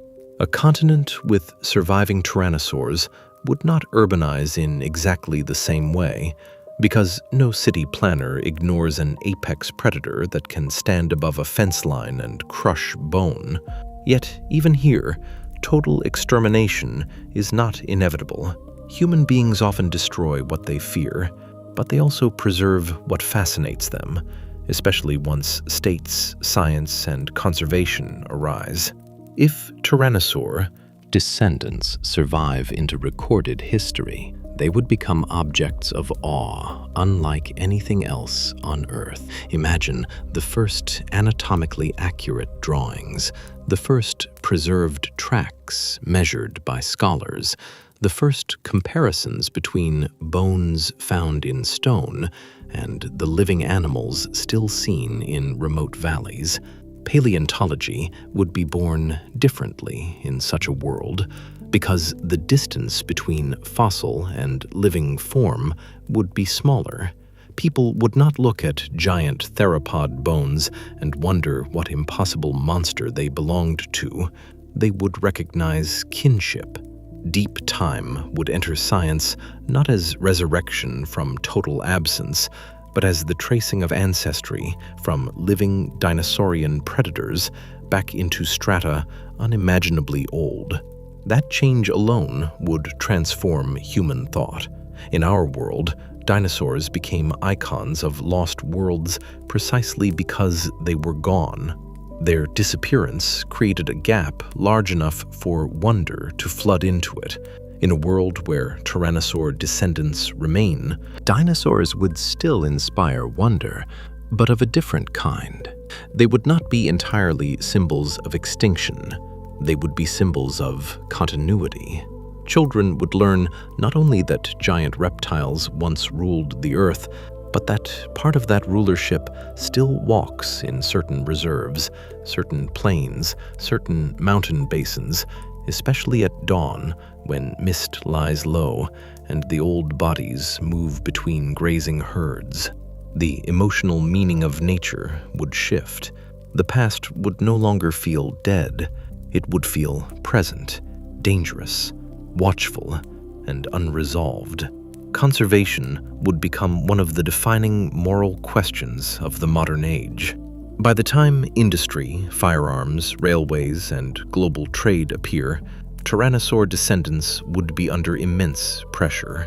Large territorial predators suffer in human-dominated landscapes because they require space, prey, and tolerance, and modernity tends to remove all three. Many large mammals in our real world were driven to small fractions of their former ranges long before serious protection began. A large dinosaurian predator would be even more vulnerable because it would need vast landscapes, healthy herbivore populations, and public willingness to preserve an animal that could not be domesticated or rendered harmless. There would be campaigns to eliminate it. There would also be campaigns to save it. National parks in such a world might be founded under partly different motivations. In our history, some protected areas were justified by scenery, by tourism, by watershed value, by national identity, and eventually by the preservation of charismatic wildlife. Add a living tyrannosaur descendant to that equation, and entire protected regions might be designed specifically around maintaining dinosaurian habitat. Certain migration corridors would be legally guarded. Buffer zones around settlements would become normal. Livestock would be excluded from some ancient valleys, not only to preserve vegetation, but to prevent conflict with the great reptiles. There might be international treaties on dinosaur conservation long before modern biodiversity treaties as we know them. The animal would be too symbolically powerful to be treated as just another species. Modern infrastructure would also evolve under that pressure. Highways through Tyrannosaur Range would need fencing stronger than anything used for deer or cattle, and rail lines might require elevated sections, warning systems, or carefully guarded crossings where migrating herbivores attract the reptiles in season. Rural architecture in exposed regions could favor raised platforms, enclosed courtyards, reinforced shelters, and flood-lit perimeters, not because the animals hunt people as preferred prey, but because a rare encounter with such mass could never be treated casually. Even language might change around them. There would be ordinary local verbs for scanning a valley before crossing it, ordinary weather reports that include dinosaur movement, and ordinary maps marking breeding zones the way modern maps mark avalanche risk, wildfire corridors, or crocodile rivers. Over centuries, this would produce a strange familiarity. The species would remain awe-inspiring, but it would also become part of administration, insurance, road law, farming practice, and childhood caution, woven into daily life until the impossible slowly took on the texture of routine. Political borders might even bend around seasonal range because wandering apex predators would ignore provinces, forcing neighboring governments to cooperate simply to monitor and manage their movements. Science would study it from every angle. Biologists would analyze bite force, growth, nesting ecology, territorial behavior, migration, and disease. Climatologists would examine how its range shifts with warming and cooling. Ecologists would model trophic cascades in reserves where its presence alters herbivore movements. Geneticists, once the tools exist, would place it within the living tree with exactness, confirming in exquisite detail its relation to birds and its divergence from long fossil branches. The phrase living dinosaur would be used constantly, though scientists might tire of it. Museums would change as well. They would still display full skeletons of extinct forms, but beside them might hang casts or scans of a living descendant's bones, a reminder that extinction and survival are not opposites so much as neighboring outcomes at the edge of contingency. Public imagination would never leave the creature alone. It would fill art, literature, film, religion, folklore, and political symbolism. Some would see it as the last witness of the primordial earth. Others would see it as proof that nature does not belong entirely to humans. Some would romanticize it as noble wilderness. Others would demand its removal after attacks on livestock or rare attacks on people. It would probably be misunderstood constantly. Every large predator is. But unlike wolves, bears, or crocodiles, this animal would carry the weight of planetary history on its back. It would not merely be feared, it would be interpreted. Would people ride in armored buses to see it? Almost certainly. Would satellite collars track its seasonal movement through protected steppe and woodland? Almost certainly. Would debates rage over whether a dangerous animal with huge ecological needs deserves land that could be used for farms, roads, or housing? Yes, because those debates already happen for much smaller and less symbolically overwhelming species. A human world under dinosaur shadows would still be recognizably human, divided, inventive, destructive, reverent, pragmatic, and never entirely unified in its attitude toward the wild. The dinosaur would sharpen these contradictions rather than erase them. The more intimate consequences might be the most profound. Human beings form their sense of place through the animals around them. A shepherd in wolf country thinks differently from a shepherd in wolf-free country. A fisherman in crocodile rivers carries one imagination, a fisherman in safer water another. Now imagine generations of people growing up with the knowledge that beyond the last field, or beyond the reserve fence, or beyond the dry basin at the edge of the plateau, there lives a terrestrial predator descended from the deep age of the world. Certain evening sounds would matter more. Certain footprints in mud would halt conversation. School children would memorize emergency instructions for tyrannosaur encounters, the way others memorize what to do in bear country or near rip currents. The species would enter not just science and myth, but habit. And yet, for all these modern consequences, the deeper meaning of the scenario lies elsewhere. It lies in what the survival of such a lineage would tell us about evolution itself. The most important lesson would be that history is not destiny. Tyrannosaurus rex in our real world disappeared because the conditions sustaining it collapsed faster than its lineage could adapt. In the alternative world we have traced, the difference begins with a narrow refuge, a few surviving animals, and enough continuity for the lineage to pass through a bottleneck. Everything that follows unfolds from that small opening: forest adaptation, reduction in size, dietary broadening, open country return, ice age endurance, human encounter. None of it was guaranteed. Every stage depended on the previous stage not closing. That is how evolution often works. Vast consequences emerge from tiny survivals. The question, therefore, becomes larger than dinosaurs. It becomes a question about contingency in all natural history. Why mammals rather than something else? Why us rather than another primate or no primate at all? Why does one lineage cross a boundary while a neighboring lineage vanishes? When we look backward, it is tempting to tell stories as though the present were always waiting. But the rocks, the fossils, the climate records, and the living world teach a humbler lesson.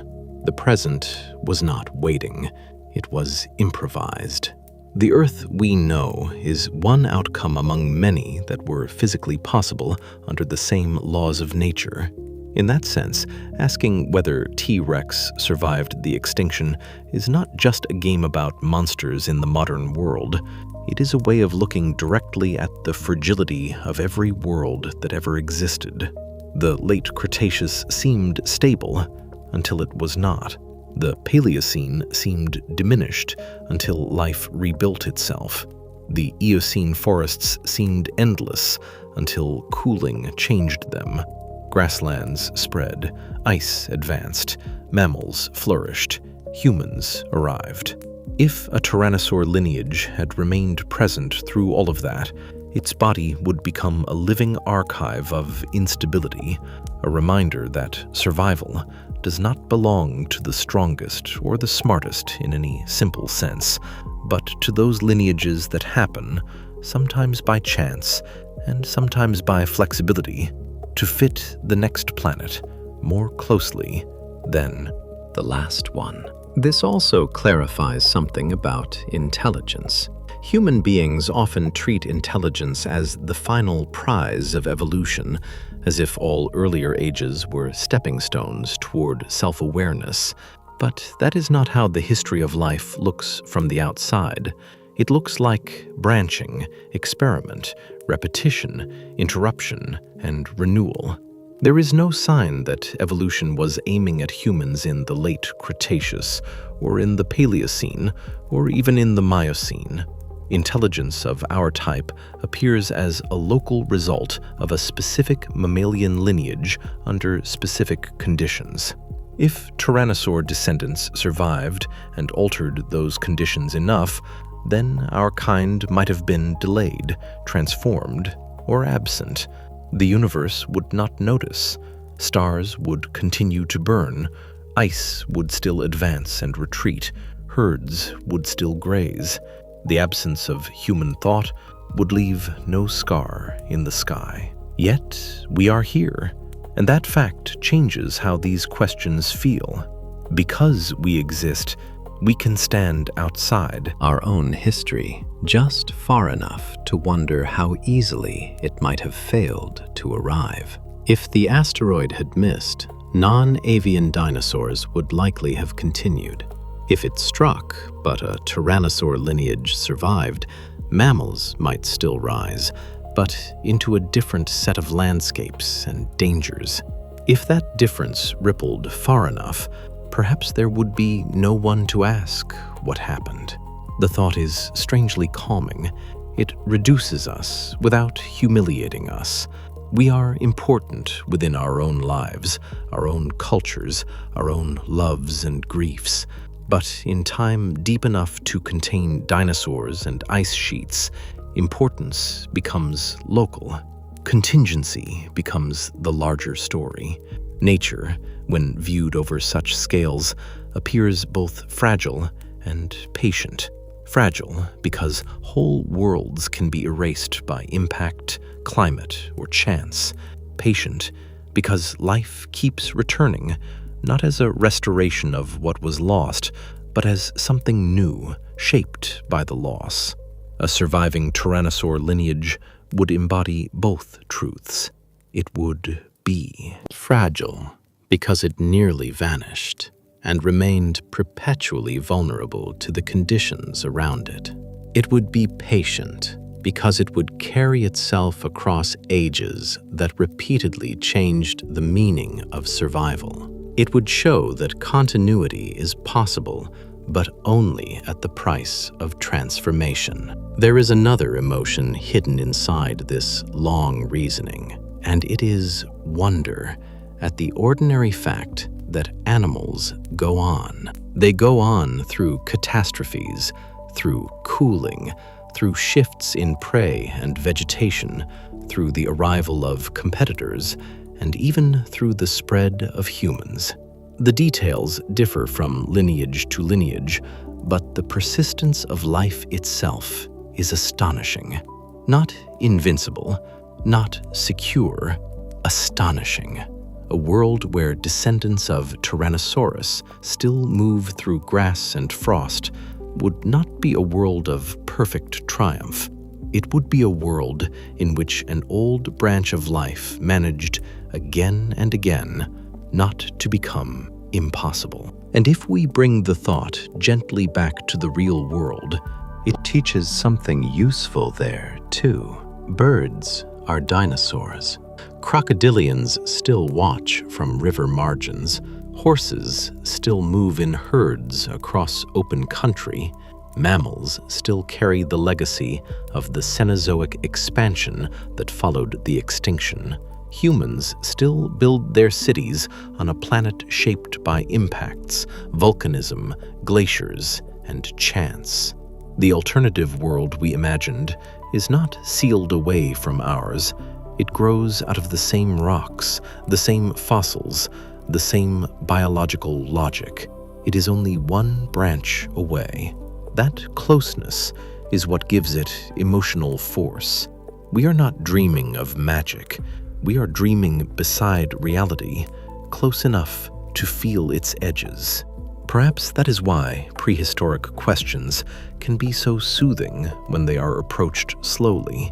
They pull the mind away from the small urgencies of one evening and place it in the company of rivers older than memory, forests that no longer exist, climates beyond any human lifetime, and animals that lived and died without ever needing to justify themselves. A tyrannosaur descendant crossing an Ice Age valley or a warm Eocene riverbank does not know it is carrying a philosophical lesson. It is only alive.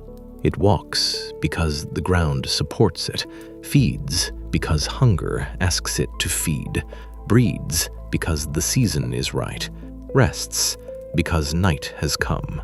The vastness belongs to us, the interpreters. The simplicity belongs to the animal. Imagine, then, the late hour in that alternate North America. The sun is low over a grassland reserve bordered by dark timber and a slow river silver under cooling light. Far off, bison or some analogous herd bunch together and then relax again. Birds cross the orange sky in shifting lines. Along the edge of the riverbank, half hidden by tall reeds and willow shade, a large theropod stands still enough to be mistaken at first for a broken tree or a fallen piece of earth. Then it moves, not quickly, just enough for the old outline to reveal itself. Head lifting, tail balancing. One careful step, then another. Nothing about the scene feels impossible now. That is the strange success of the journey. At the beginning, the idea of T-Rex surviving the extinction sounded like a violation of the known world. By the end, it feels less like a fantasy than like a branch of natural history we did not receive. Not because every detail is certain, many are not, but because the chain of reasoning has remained faithful to how worlds actually change. Catastrophe narrows life. Refuges preserve it. Climate redirects it. Evolution reshapes it. Ecological opportunity expands it. Humans encounter it and reinterpret it. The whole path, from asteroid to reserve fence, belongs to the same Earth. If this alternate lineage still lives into the modern age, then evenings in certain protected places would hold a quality almost unbearable in its beauty. Visitors would wait in silence behind glass or from distant overlooks. Scientists would lower their voices without quite knowing why. The animal would emerge, not as a monster, but as a survivor of impossible duration. Its feet would press modern soil. Its breath would move through modern air. Around it, dragonflies, sparrows, grasses, sedges, frogs, and deer or deer-like mammals would all belong to lineages that survived and changed in their own ways. Nothing in the scene would stand outside evolution. The dinosaur would not be an intruder from another reality. It would be the oldest local citizen. There is comfort in that image because it softens extinction without denying it. Most things still vanish. Most forms do not cross the great boundaries. Tyrannosaurus rex itself, as a species, almost certainly would not remain unchanged, even in the world we imagined. Yet something of it could continue, if the world gave it just enough room. That is often all survival is. Not victory, room. A strip of floodplain after fire, a warmer basin during glaciation, a prey route that still functions, a breeding season that still arrives, a protected valley After the spread of roads, life endures where time leaves room. And beyond the scientific plausibility, beyond the ecological models and evolutionary caution, that may be the gentlest lesson the story offers. We live among survivors. Every bird outside a window, every mammal moving through night, every seed splitting stone, every human memory held for one more generation belongs to that same long practice of making use of whatever room remains. The tyrannosaur shadow, whether real in this world or only imaginable beside it, simply makes the lesson visible on a grander scale. Now the light lowers further, the valley cools, the herd drifts toward safer ground. Insects rise above the river in a fine, trembling cloud. The dinosaur has become motionless again, so still that the eye almost loses it among reed, branch, and shadow. Somewhere beyond sight, in deeper grass, younger animals may be lying low, waiting for the dark to thicken. Somewhere farther off, perhaps beyond the ridge, there May be another of the great descendants, moving toward water with the patient certainty of something that has crossed more ages than any human road or nation could ever hold in memory. The world around them continues quietly.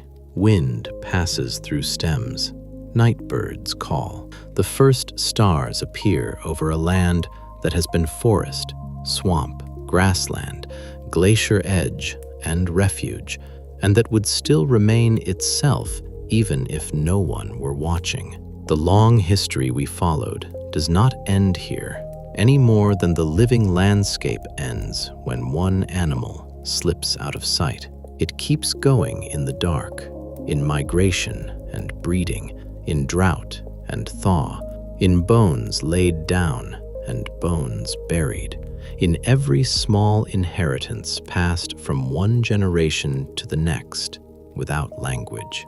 And perhaps that is the final calm in the question. If Tyrannosaurus had survived, the Earth would not become louder forever. It would simply carry one more ancient rhythm into the present, one more shape moving through mist, one more continuity hidden inside change. The grass would still bend. The rivers would still turn silver under the moon. Herds would still sleep standing in loose circles.